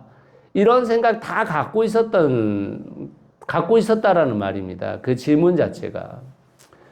여러분, 이제 나중에 여러분들이 뭐, 유다복음 이런 것도 있어요. 그래서 이게 뭐 한 3세기에서 4세기 사이에 쓰여졌다라고 보는데, 거기에 보면 가룟 유다의 변명이 나와요. 뭐 이렇게 대단한 변명은 아닌데, 이런 변명이 나옵니다. 예수님께서 공생의 마지막이 될수록 기적을 행하지 않거든요. 그러니까 가룟 유다는 왜 예수님이 능력이 있는데도 불구하고 그 일을 행하지 않을까? 그 일을 행해야지 지금 사람들의 환호와 사람들의 인기를 등에 업고 왕이 될 수 있을 텐데 그게 불만이었다는 거예요. 그래서 예수님을 왜 팔았느냐? 예수님을 절벽 앞에 세운 거예요. 절벽 앞에. 그러면 예수님께서 돌변하셔서 기적을 세우고 자기들을 무찌르려고 했던 모든 사람들을 다 싹쓸이 해버릴 것이다 라는 기대감 속에서 팔았다. 이렇게 이야기하고 있어요. 그 유다복음에 보면. 그러니까 결국 가룟 유다도 뭐 그런 얘기가 뭐 진리다 아니다 이런 걸 떠나가지고 가룟 유다도 본인이 생각하는 메시아가 예수님이 아닌 거예요, 지금. 그러니까 우리는 여러분 성경을 통해서 볼 때 우리가 생각하는 메시아 예수님이 진짜 그 예수님이신가요? 여러분이 생각하는 예수님과 성경이 말하는 예수님은 차이가 별로 없으신가요? 어떠신가요? 그게 우리 안에서 사실은 우리가 그 예수 그리스도를 따라 살아가는 삶의 방법론이 달라지는 형태인 겁니다. 그리고 여러분 이 가룟 유다의 문제는 우리가 절대 가룟 유다가 소위 예수님을 팔기로 예정됐다 이런 말은 진짜 위험한 말입니다. 그 예정론이라는 것을 마치 운명론으로 보는 분들이 계시는데 그 진짜 위험한 말이에요. 여러분 지금 뭘 하고 있는 거냐면 가룟 유다가 맘 바꾸면 안 되는 거야. 가룟 유다는 끝까지 예수님을 팔 마음을 계속 품고 있어야 되는 거예요. 가룟 유다가 어떤 생각을 하면 하나님이 어떻게 해야 되는 거야? 너는 팔놈이야. 절대 맘 바꾸면 안 돼. 너 흔들리지 마. 팔아. 이렇게 해야 되는 거예요. 그런 게 아니라는 겁니다. 그런 게. 그래서 운명론적 관점에서 예정론을 보면 안 되고 철저하게 예정론은 뭐냐면 여러분 하나님이 나의 인생을 지금까지 이끌어 오셨다라는 것에 관련되어진 은혜에 대한 고백인 거예요.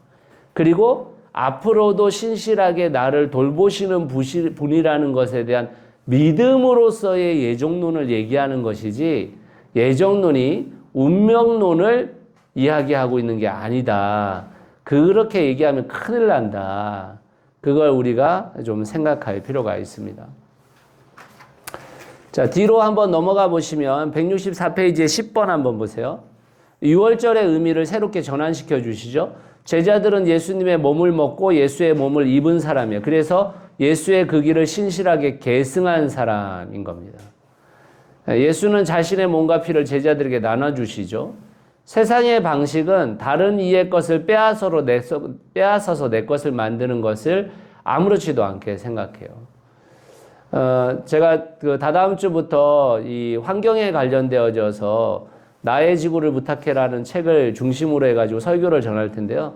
여러분 환경의 문제는 결국 뭐 기후 변화의 문제 또는 뭐 예를 들면 지금 이런 현상들이 나타나니까 우리가 환경을 보호해야지 이런 문제가 이전에 가장 큰 문제가 뭐냐면 그 책에 의해서도 그렇게 쓰고 있는데 정의의 문제입니다. 여러분 우리가 더 많은 것을 가지려고 하는 것은 정의의 문제예요 지금. 왜냐하면 여러분 우리가 내뱉고 있는 수많은 이산화탄소를 거의 내뱉지 않고 있는 사람들이 가장 큰 피해를 입고 있는 거예요. 지금 선진국을 살아가는 사람들이 만들고 있는 이 환경이 결국에 누가 가장 큰 피해를 받고 있는 거냐면 가장 가난하고 고통스러운 사람들, 그런 삶하고는 전혀 관계가 없는 사람들, 플라스틱을 자기 나라에서 만들지도 않는 사람들, 그 사람들이 온갖 바다의 오염을 통해서 그 사람들이 고통당하는 겁니다. 우리는 여러분 영양제 먹고 뭐 먹고 나서 그래가지고 그나마 건강을 찾고 있지만 그 사람들은 치명적인 고통을 당하고 있는 거예요. 우리가 더 많이 소유한다라는 것도 여러분 결국에 그거 하나님께서 내게 주신 거 아니야 이런 생각을 갖는데 여러분 그게 아니고 우리가 더 많은 것을 소유하려고 하면 할수록 어떻게 되는 거냐면 그것을 못 갖는 사람들에게 격차를 만드는 거예요. 그래서 정의의 문제라고 보는 겁니다.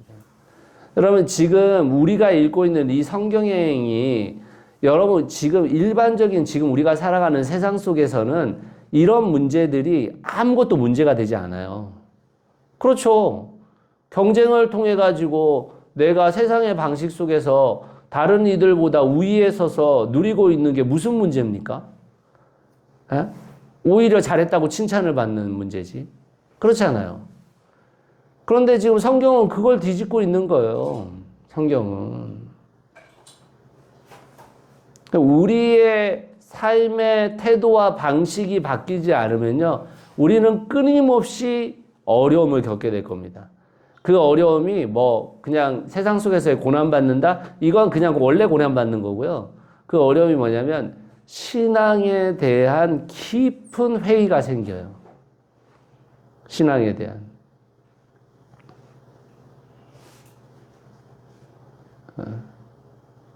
하나님께서 내 소원 하나 이루어주지 못하시는 분이 되어버립니다.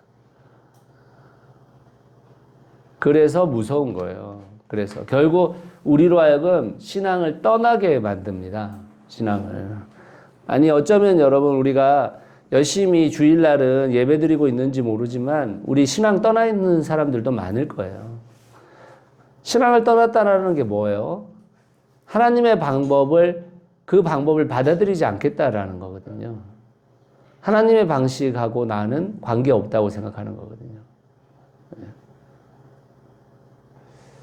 자, 베드로의 부인이 있습니다. 베드로의 부인도 결국에 이제 우리가 아까 살펴봤듯이 뭐냐면 하나님을 가장 사랑하는 자가 예수 그리스도를 죽였잖아요.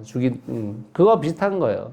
하나님을 가장 따르겠다라고 말한 사람들이 결국에 예수님의 그 길을 보고 떠났다라는 말이거든요. 예. 특별한 자기 확신이 있었던 사람들이 오히려 떠나게 되는 상황들이 벌어진 겁니다. 예. 물론 이 베드로의 떠남이 참 다행스럽게도 다시 되돌아와서 주님을 따르는 사람이 됐죠. 예, 그건 굉장히 중요한 이슈예요.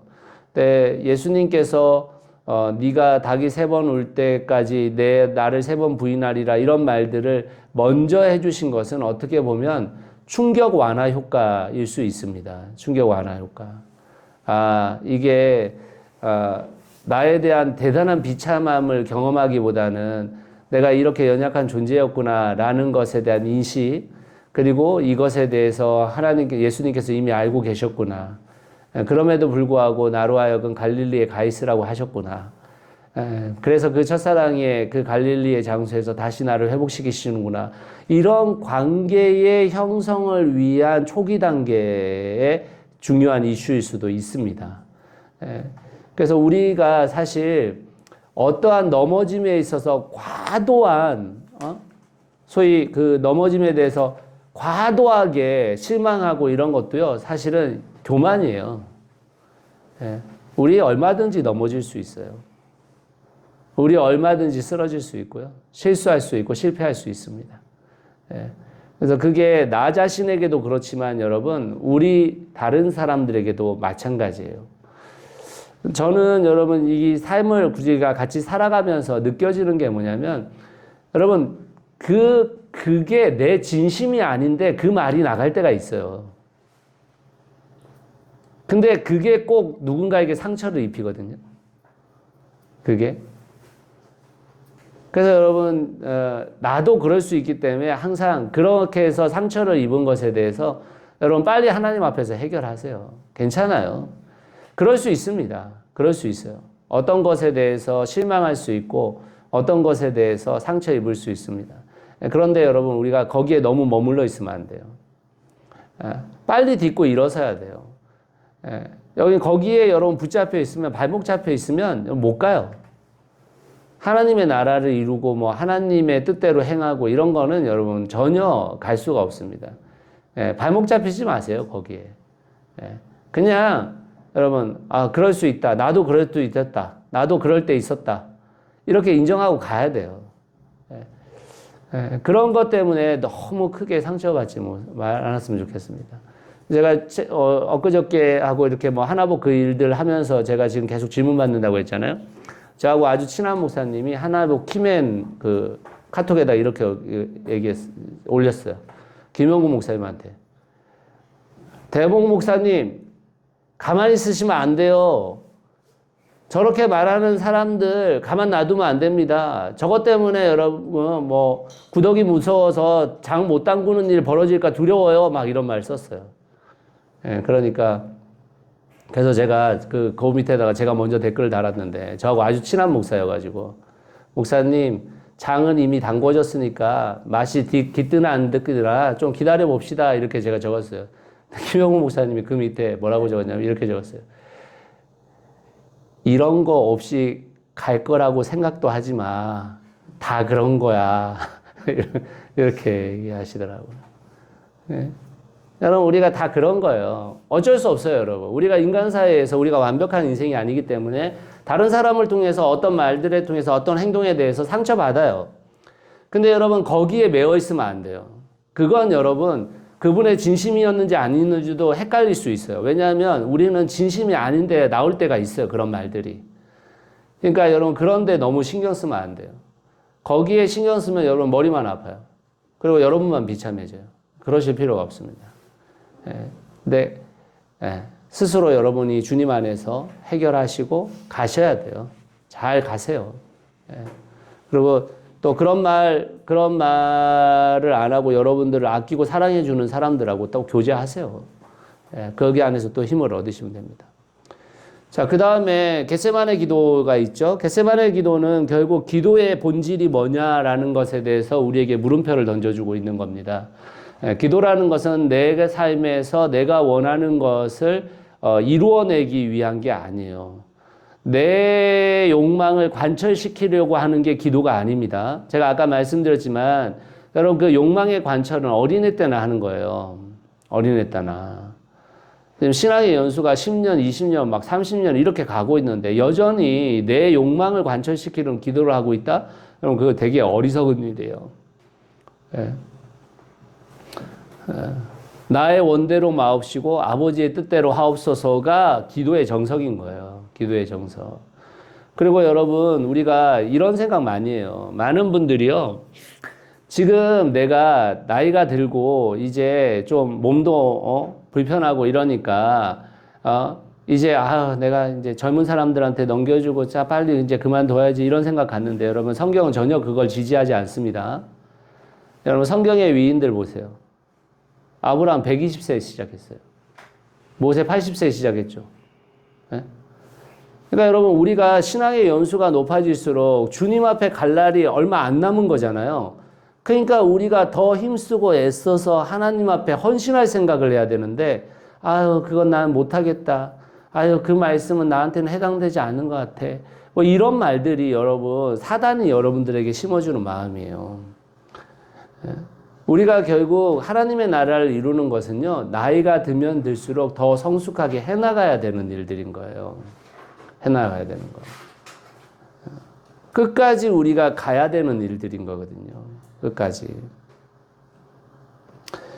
네, 우리는 겟세마네 기도에서 하나님의 그 길을 따르지 않고 사실은 메시아를 소위 잘못 알고 있는 사람들의 특징이 뭐냐면 주님과 함께 한시 동안 깨어있을 수 없는 연약한 존재가 되어버리는 거예요.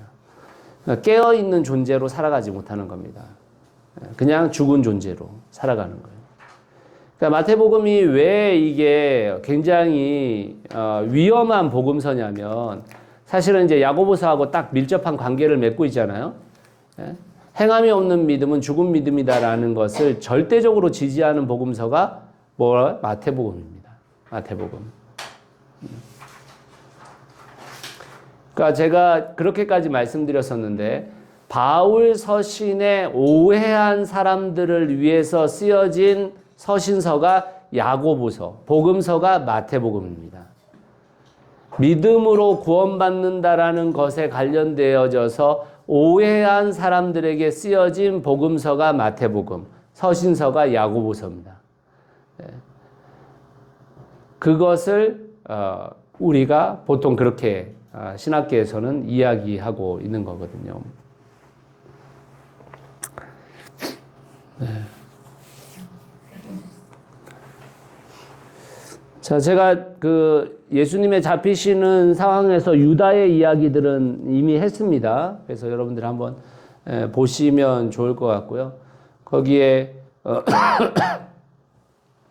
공회 앞에 서신 예수님에 대한 이야기 8번을 한번 보시면 한밤중에 예수를 체포한 후 대제사장 가야바의 관사로 끌려갔어요. 근데 유대법에 따르면 한밤중에 재판은 무효인 거예요. 그러니까 이 사람들이 얼마나 급했는지 볼 수 있죠. 이 사람들이 예수 그리스도를 무너뜨리기 위해서 얼마나 불법을 저지르고 있는지를 우리가 이미 알 수 있는 것입니다. 그래서 이미 예수를 죽이기로 작정하고 죽일 명분을 찾는 재판인 거죠. 그럼 우리나라에서 이런 재판은 엄청나게 많이 실행됐잖아요. 소위 군사정권 때에 이 간첩에 관련되어져서 이미 간첩화 시켜놓고 나서 그 간첩으로 이야기한 경우가 너무 많죠. 그러면 우리나라에 이제 우리 지금 주위에는 그런 분들이 잘 없기 때문에 여러분들이 느끼지 못할런지 모르겠지만 사실은 이 간첩이라든지 빨갱이라든지 이런 프레임에 갇혀서 가족 중에 한 명이 그런 것으로 인해서 잡혀 들어가기 시작하면 그들의 인생의 가문 전체가 다 굉장히 큰 고통들을 당했습니다. 여러분 그것에 대해서 사실은 이 대한민국 사회가 지금 그 문제에 대해서 거론하고 그들에 대해서 용서를 구할 필요가 있어요. 지금까지도 고통당하는 자들이 있거든요. 지금까지도. 너무 큰 상처들입니다. 그리고 우리나라가 그 독립유공자들 관련되어져서 여러분 지금 러시아에 독립유공자 가족들 그 후손들이 얼마나 많이 살아요. 근데 그분들 우리나라 국적도 못 받아요. 우리나라 국적도. 그런 역사 속에서 휘말려서 고통당한 자들에 대한 부분들을 우리가 사실은 전혀 관심이 없거든요. 관심이 없습니다. 근데 사실 그렇게 그런 명분에 의해서 재판당한 그 고통당하는 자들이 정말 많죠. 지금 여러분 한국 사회는 이 기업과 정치의 카르텔이 만들어낸 정말 큰 싸움들이 많아요. 사실 제가 뭐 그걸 자세히 안다 이런 말씀을 드리는 게 아니라 정말 많을 것 같지 않으세요? 정말 그 카르텔에 의해서 지금 작동되어지고 있는 것들이 우리가 뭐 그렇게 막 엄청 똑똑하지 않아도 다 눈치챌 수 있는 사항들이잖아요. 정치권은 계속해서 재벌의 세금을 완화시키겠다라고 얘기하고 있는 거고. 왜 그러겠습니까? 왜? 이런 사항들을 통해서 우리가 정말 어떻게 우리의 삶을 계속해서 연장해 가야 될지 고민하게 되고 예수님의 그러한 재판에 대한 부분들도 상당히 어떻게 보면 그런 이제 이야기들로 서고 있습니다. 그래서 빌라도 우리가 20 지금 몇 장 했죠, 내가?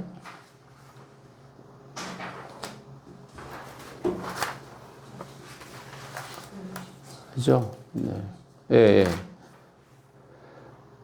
자, 그 다음에 9번 베드로의 부인이 있죠? 베드로의 부인. 그래서 베드로의 부인, 세 번의 부인이 있었습니다. 그러면 이 베드로의 부인이 이 세상 가운데 어떻게 보면 성경에 기록될 수 있었던 가장 큰 이유는 그의 고백 때문일 겁니다. 베드로가 자신의 그 부인을 실제로 고백했겠죠. 자기가 그렇게 했다라는 것에 대해서. 그래서 그 고백이 도리어 어떻게 보면 자신의 부끄러움을 등장시키는 상황이기도 하지만 결국에 예수 그리스도의 부활을 예수 그리스도의 죽음을 어떻게 보면 선명하게 드러내는 아주 중요한 또 연장선상으로 볼 수도 있는 것이니까 그런 부분에 있어서 우리가 이 베드로의 부인을 생각할 때마다 우리는 예수 그리스도의 그 길을 걷지 못하게 만드는 또는 내가 그 길을 걷지 않고 있는 나에게 있는 두려움은 무언가 그걸 여러분 잘 생각해 봐야 합니다. 뭐 너무나도 뻔한 얘기지만 여러분 우리의 인생 얼마 안 남았어요. 우리의 인생 뭐 얼마나 남았겠습니까? 근데 우리 인생이 얼마 남지 않은 이 세상 속에서 우리가 예수 그리스도를 쫓아간다라는 게 무엇인지에 대한 것을 그 방향성을 정확하게 하지 않으면요 우리는 정말 많이 흔들릴 수밖에 없어요. 왜냐하면 이 세상에 내 주위에 있는 대부분의 사람들이 다 내가 가고자 하는 그 방향성을 반대하는 사람들이에요. 그렇지 않으세요? 대부분이 다 그럴 겁니다. 대부분이. 이 세상의 자본주의의 논리를 가지고 살아가기를 바라지 누가 그것을 동의해 주기나 하겠어요. 근데 여러분 우리가 그런 길을 가는 사람이잖아요. 좁은 문 좁은 길이라는 게 왜 그렇겠습니까? 그러니까 뭐가 여러분을 두렵게 하는지 근데 그 두려움을 빨리 떨쳐버리시고 예수 그리스도를 따라가는 게 진리다 라는 것이 이 베드로의 부인을 통해서 우리가 좀 알 수 있는 부분들입니다. 자, 26장까지 혹시 질문 있으시면 질문 받겠습니다. 환경 문제를 네? 환경 문제. 네네네. 기도에서 잠깐만요. 네. 노재석 자매님 우선 네 말씀하십시오. 다시. 겟세마네 기도에서 네. 기도응답을 새벽까지 함께라고 있는데 아무 말씀도 안 하고 넘어가시고 아, 예. 뭐 제가 수십 번 얘기했던 거라서. 예, 기도 응답의 세 가지 형태는 뭐 yes, no, wait잖아요. yes, no, wait. 예. 혹시 다른 건가요? 혹시 다른 건가 해서. 네, 그렇죠. 네네. 네, 감사합니다. 네. 네. 네, 또 김성환 형제님 뭐 질문. 네. 최근에 유튜브를 봤는데 네네. 미국의 상원의회에서 환경론자랑 그 상원 의원이 한번 붙었어요. 네네. 상원 의원이 환경공학 쪽의 대기업의 임원이었고 네네. 환경론자가 그 앞으로 플라스틱을 없애야 한다. 음. 그런 보면은 네 안경, 플라스틱 안경, 네 텀블러, 옷, 네네. 양말이고 그리고 앞으로 하수구 PVC만 쓰지 말고 네네. 다뭐 흙으로 다 하고 에어컨 쓰지 말고 냉장고 다 쓰지 마라. 네네. 그 얘기 자체가 환경이 정의라기보다는 거의 이제 플라스틱도 거의 이제 현대 사회의 쌀이고 네네. 생존에 직결된 문제이기 때문에 이게 참 뿌리가 너무 깊어서 저도 뭐 안 좋은 건 알고 있는데 저도 뭐 전공이 환경생태공학이기도 했고 네. 그래서 기독교인들이 얼마큼 할 수 있을지 네. 그 지금 김성환 형제의 질문이 뭐냐면 그 최근에 그 이 환경 문제를 가지고 미국에서 환경 이제 뭐 그 생태학자하고 이 상임 그 위원하고 이렇게 좀 싸움을 벌이면서 그러면 너 플라스틱 사용 안 하면 네 안경테 뭐 네가 사용하고 있는 대부분이 다 플라스틱인데 그거 어떻게 할 거냐 뭐 이런 이제 얘기들을 했다는데 그러면서 말씀하신 거는 이제 기독교인들이 얼마나 무엇을 할 수 있느냐 이걸 정의의 문제라고 볼 수 있느냐 이제 이런 질문을 했는데 근데 제가 정의의 문제로 보기 때문에 우리가 해야 할 일들은 그것으로 인해서 자기가 만들어내지 않은 사람들의 인권을 우리가 찾아줘야 된다는 생각이 좀 있어요. 그게 이제 우리가 덜 사용해야 된다라는 것도 있지만 사실 우리의 지금의 문명사회 지금까지의 이 걸음을 보면 그걸 사용하지 않고 다른 걸로 대체하기에는 이미 물 건너가는 상황이란 말이에요. 이제 그런 상황일 때 이것에 대해서 어떤 책임을 지지 않는 그러한 형태로 가는 것은 좋은 방법은 아니다라는 생각이 저한테는 좀 있고요.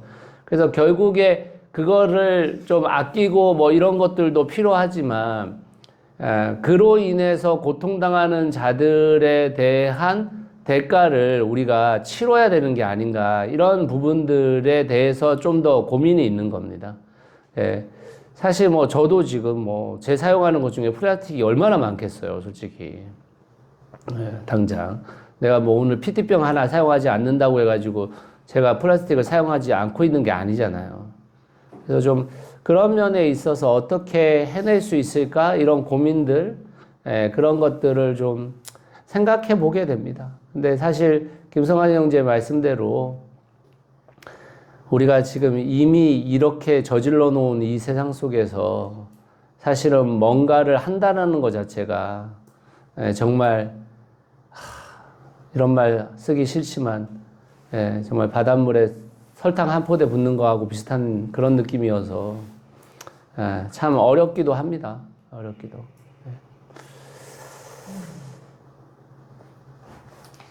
자, 27장 한번 보겠습니다. 예수님의 재판에 대한 이야기들이 있는데 예수님이 재판 가운데서 원래 그 대제사장들과 서기관들이나 그 종교인들이 예수님께 씌운 프레임은 하나님의 아들이라는 것에 대한 종교적 관점에서의 가증함입니다.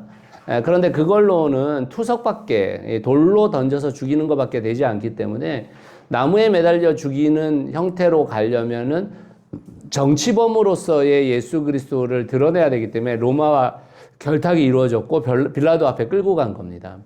예수님을 죽일 수 없어서가 아니에요. 투석을 하는 것은 종교적 문제로 인해서 투석하는 것은 인정될 수 있는 부분입니다. 용납되어졌던 거예요. 유대인들 사회에 로마가 인정해준 제도입니다.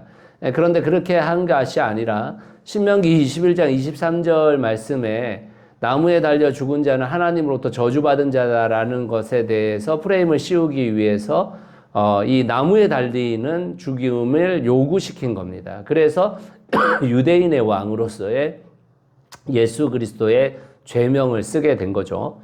그런 부분들을 여러분들이 인식하면서 왜 십자가형인가를 생각해 볼 필요가 있고요. 이 십자가형은 실제로 여러분들 거기 십자가 앞에 달렸던 사람들이 있잖아요. 그 사람들이 강도로 번역되어 있는데 좋은 번역이 아니에요. 레스타이라는 단어입니다. 이 레스타이는 독립투사, 소위 말하면 로마에 대항한 사람들을 말하는 거예요. 근데 우리는 뭐 우리말로 강도라는 것은 소위 말해서 집에 들어가지고 칼 들고 들어가가지고 뭐 빼앗는 사람을 강도라고 지금 적은 거거든요. 네, 그렇지 않습니다. 여러분, 이 강도라는 것은, 여러분, 만약 이 사람들을 사형시키려면 뭐하러 십자가형을 시켜요? 그냥 못 빼 죽이면 되지. 쉬운 방법 다 놔두고 이렇게 어려운 방법을 선택할 이유가 뭐가 있습니까? 그건 이제 본보기를 보이는 건데, 로마에 대항한 자들에 대한 본보기로서 이야기한 겁니다. 원래 유대 사회에서 나무에 매달려 죽는다라는 것은 십자가형을 말하는 게 아니죠. 나무에 매달려 죽는 것은 목을 베서 그 목을 장대에 달아서 성문 밖에다가 걸어놓는 것을 나무에 매달려 죽었다라고 표현하는 겁니다. 근데 여기서는 이제 이 로마 안에서 십자가형의 이 형태를 취하게 만든 거죠. 십자가형은 굉장히 고통스러운 겁니다, 사실은. 그리고 이제 그 유대인의 율법 안에서는 그 이제 여러분 이제 그 들짐승들이 얼마나 다 난리를 쳤겠어요. 당연하죠. 이제 그런 시신에 대한 훼손 자체를 유대인들은 바라지 않았어요. 그것을 잘못됐다고 여겼기 때문에 그렇게 되지 않기를 바랬지만 로마의 원래 형벌은요, 그것을 그 들짐승들이 다 뜯어먹게 놔두는 겁니다. 원래는. 굉장히 잔혹한 이 형인데, 유대인들 아래서 유대에서 벌어지는 거기 때문에 유대인의 법을 따라 주어서 그 시신이 훼손당하지 않도록 했던 겁니다. 그런 선상들을 우리가 좀 볼 필요가 있고요.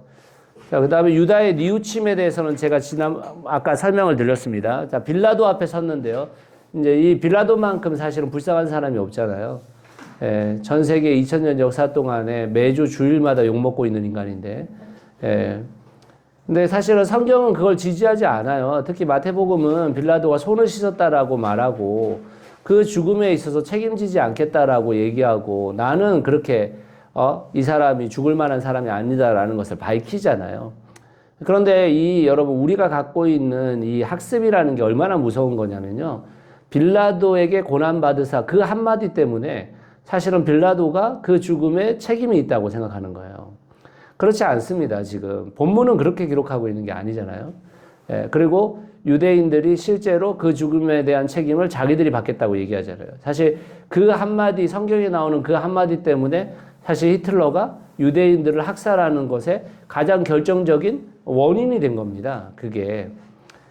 그러니까 우리가 이제 이런 상황에서 사실 굉장히 좀 성경에서 우리가 배워온 어떤 특정한 프레임 자체를 자꾸만 그것대로 생각하시면 안 돼요.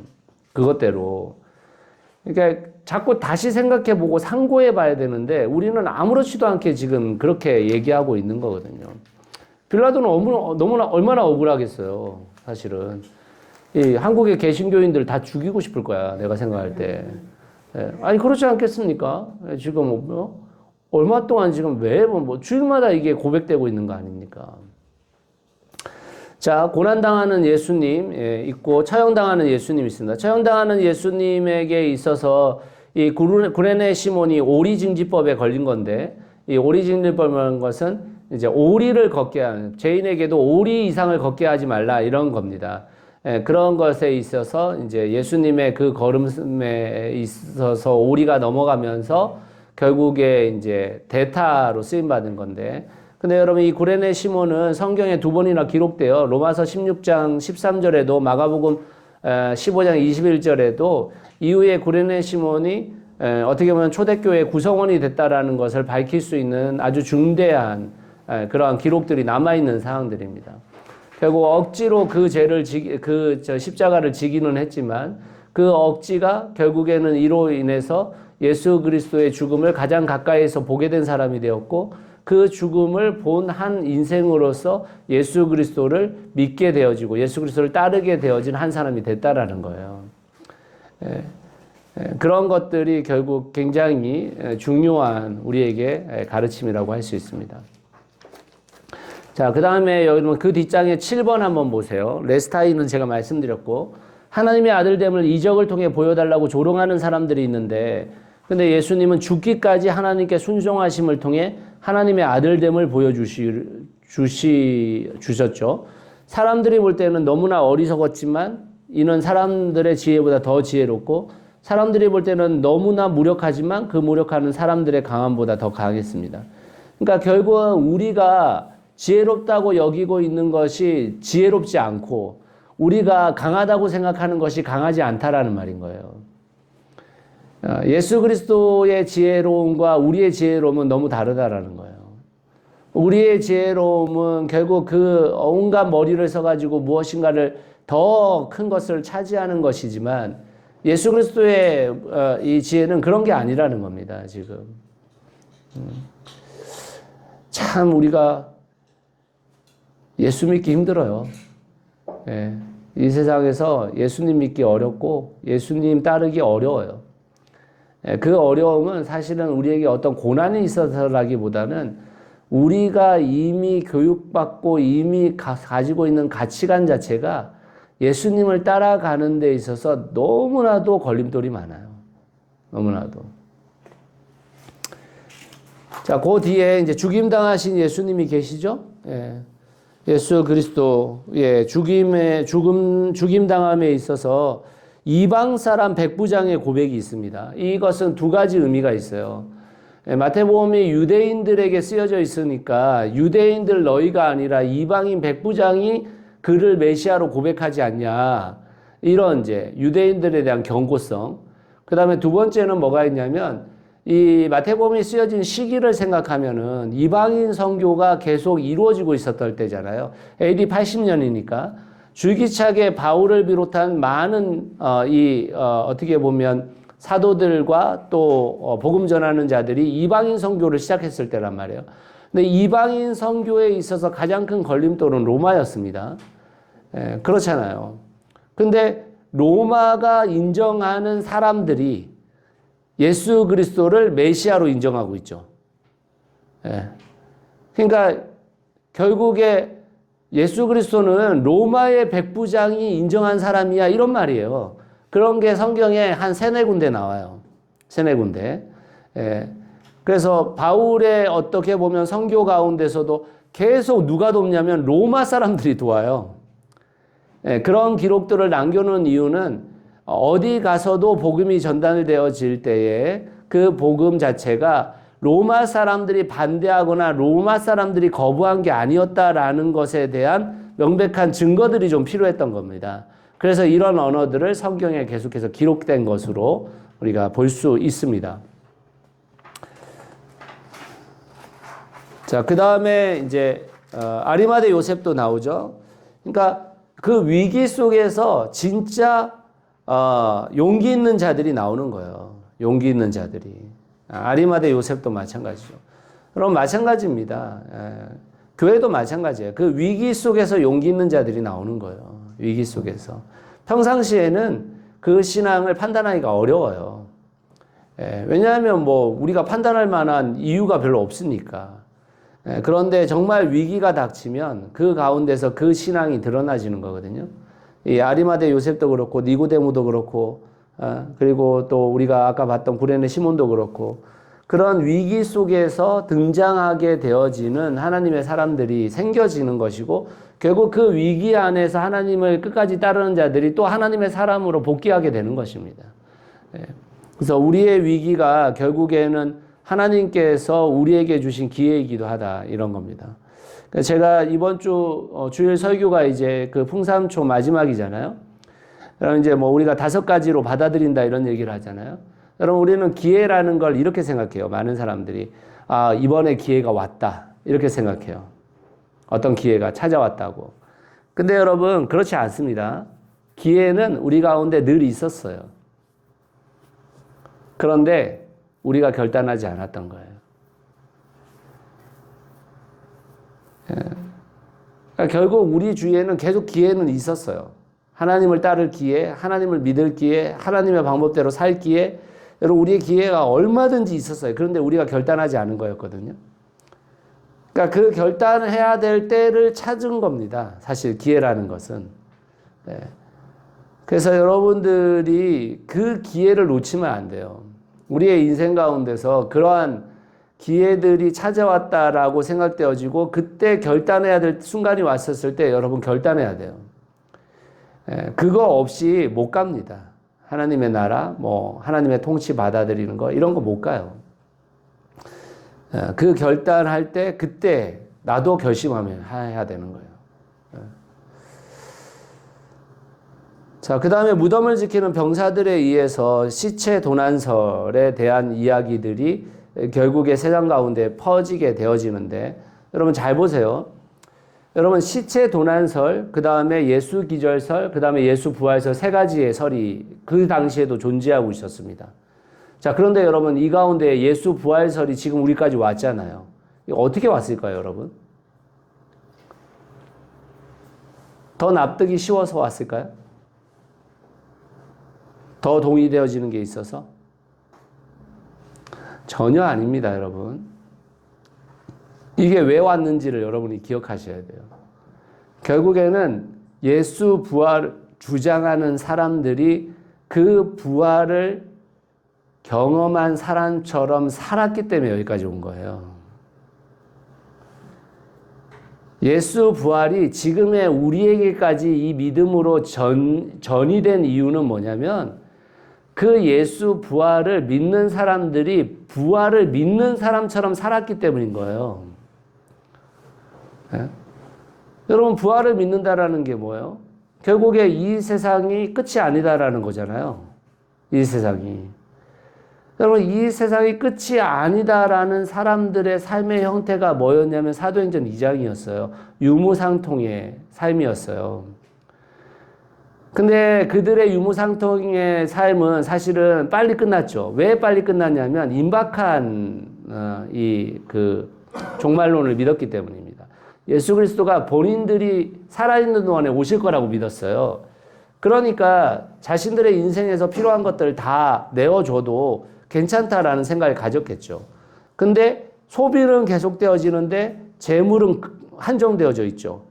그러니까 소비적 공동체였던 겁니다.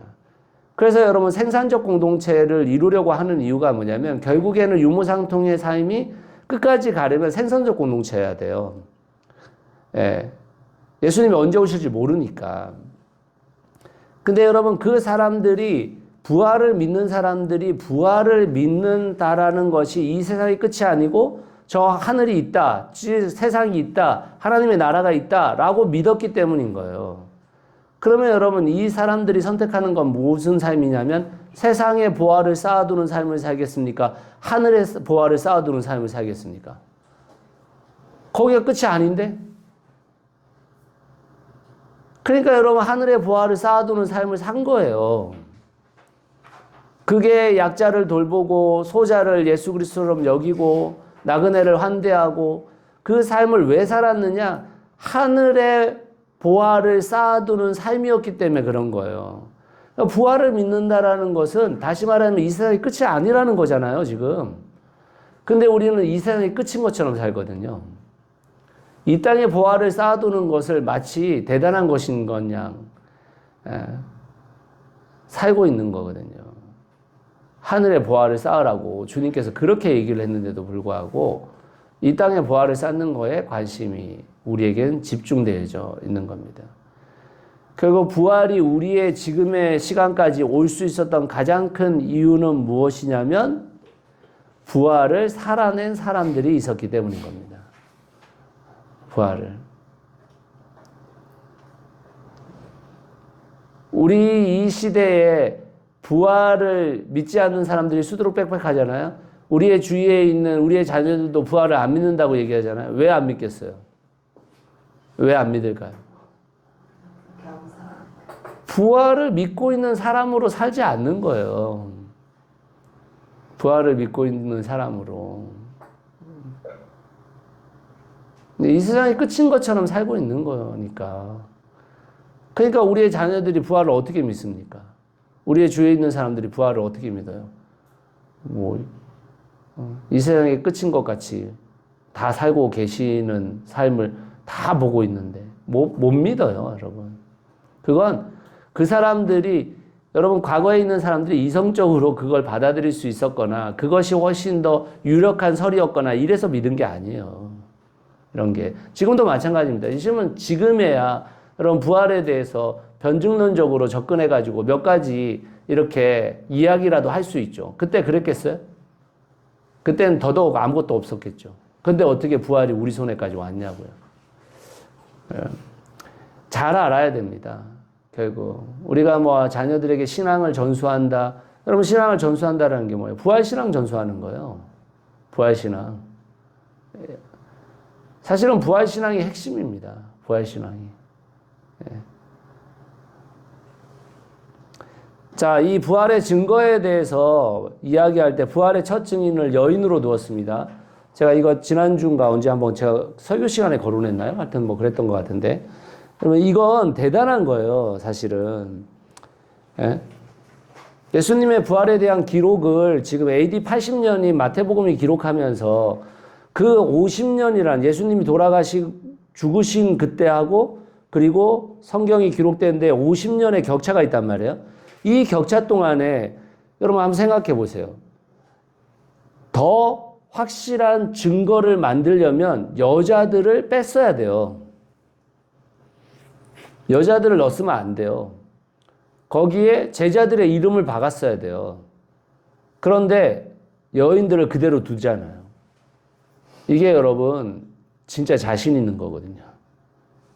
이게 정말 자신 있는 거거든요. 부활에 대한 확신이 정말 자신 있는 거거든요. 여인들을 등장시켜도 그것이 너희들에게 있어서는 증인이 되지 않고 증언이 되지 않아도 괜찮아. 얼마든지 가능해. 이런 말인 거예요, 지금. 얼마든지 가능해. 그리고 이 여인이 들어있다라는 것은 예수님의 방향성. 그것과도 너무나도 맞죠. 소자를 예수와 동일시 여기시는. 여인은 그 당시에 정말 소자니까. 정말 약자니까. 그것과도 맞죠. 그러니까 결국 이 성경이 선택하고 있는 언어들이요. 사실은 그들이 믿고 있는 신앙에 대한 자신감이 얼마나 대단했는지를 보여주고 있는 거예요. 그 자신감이.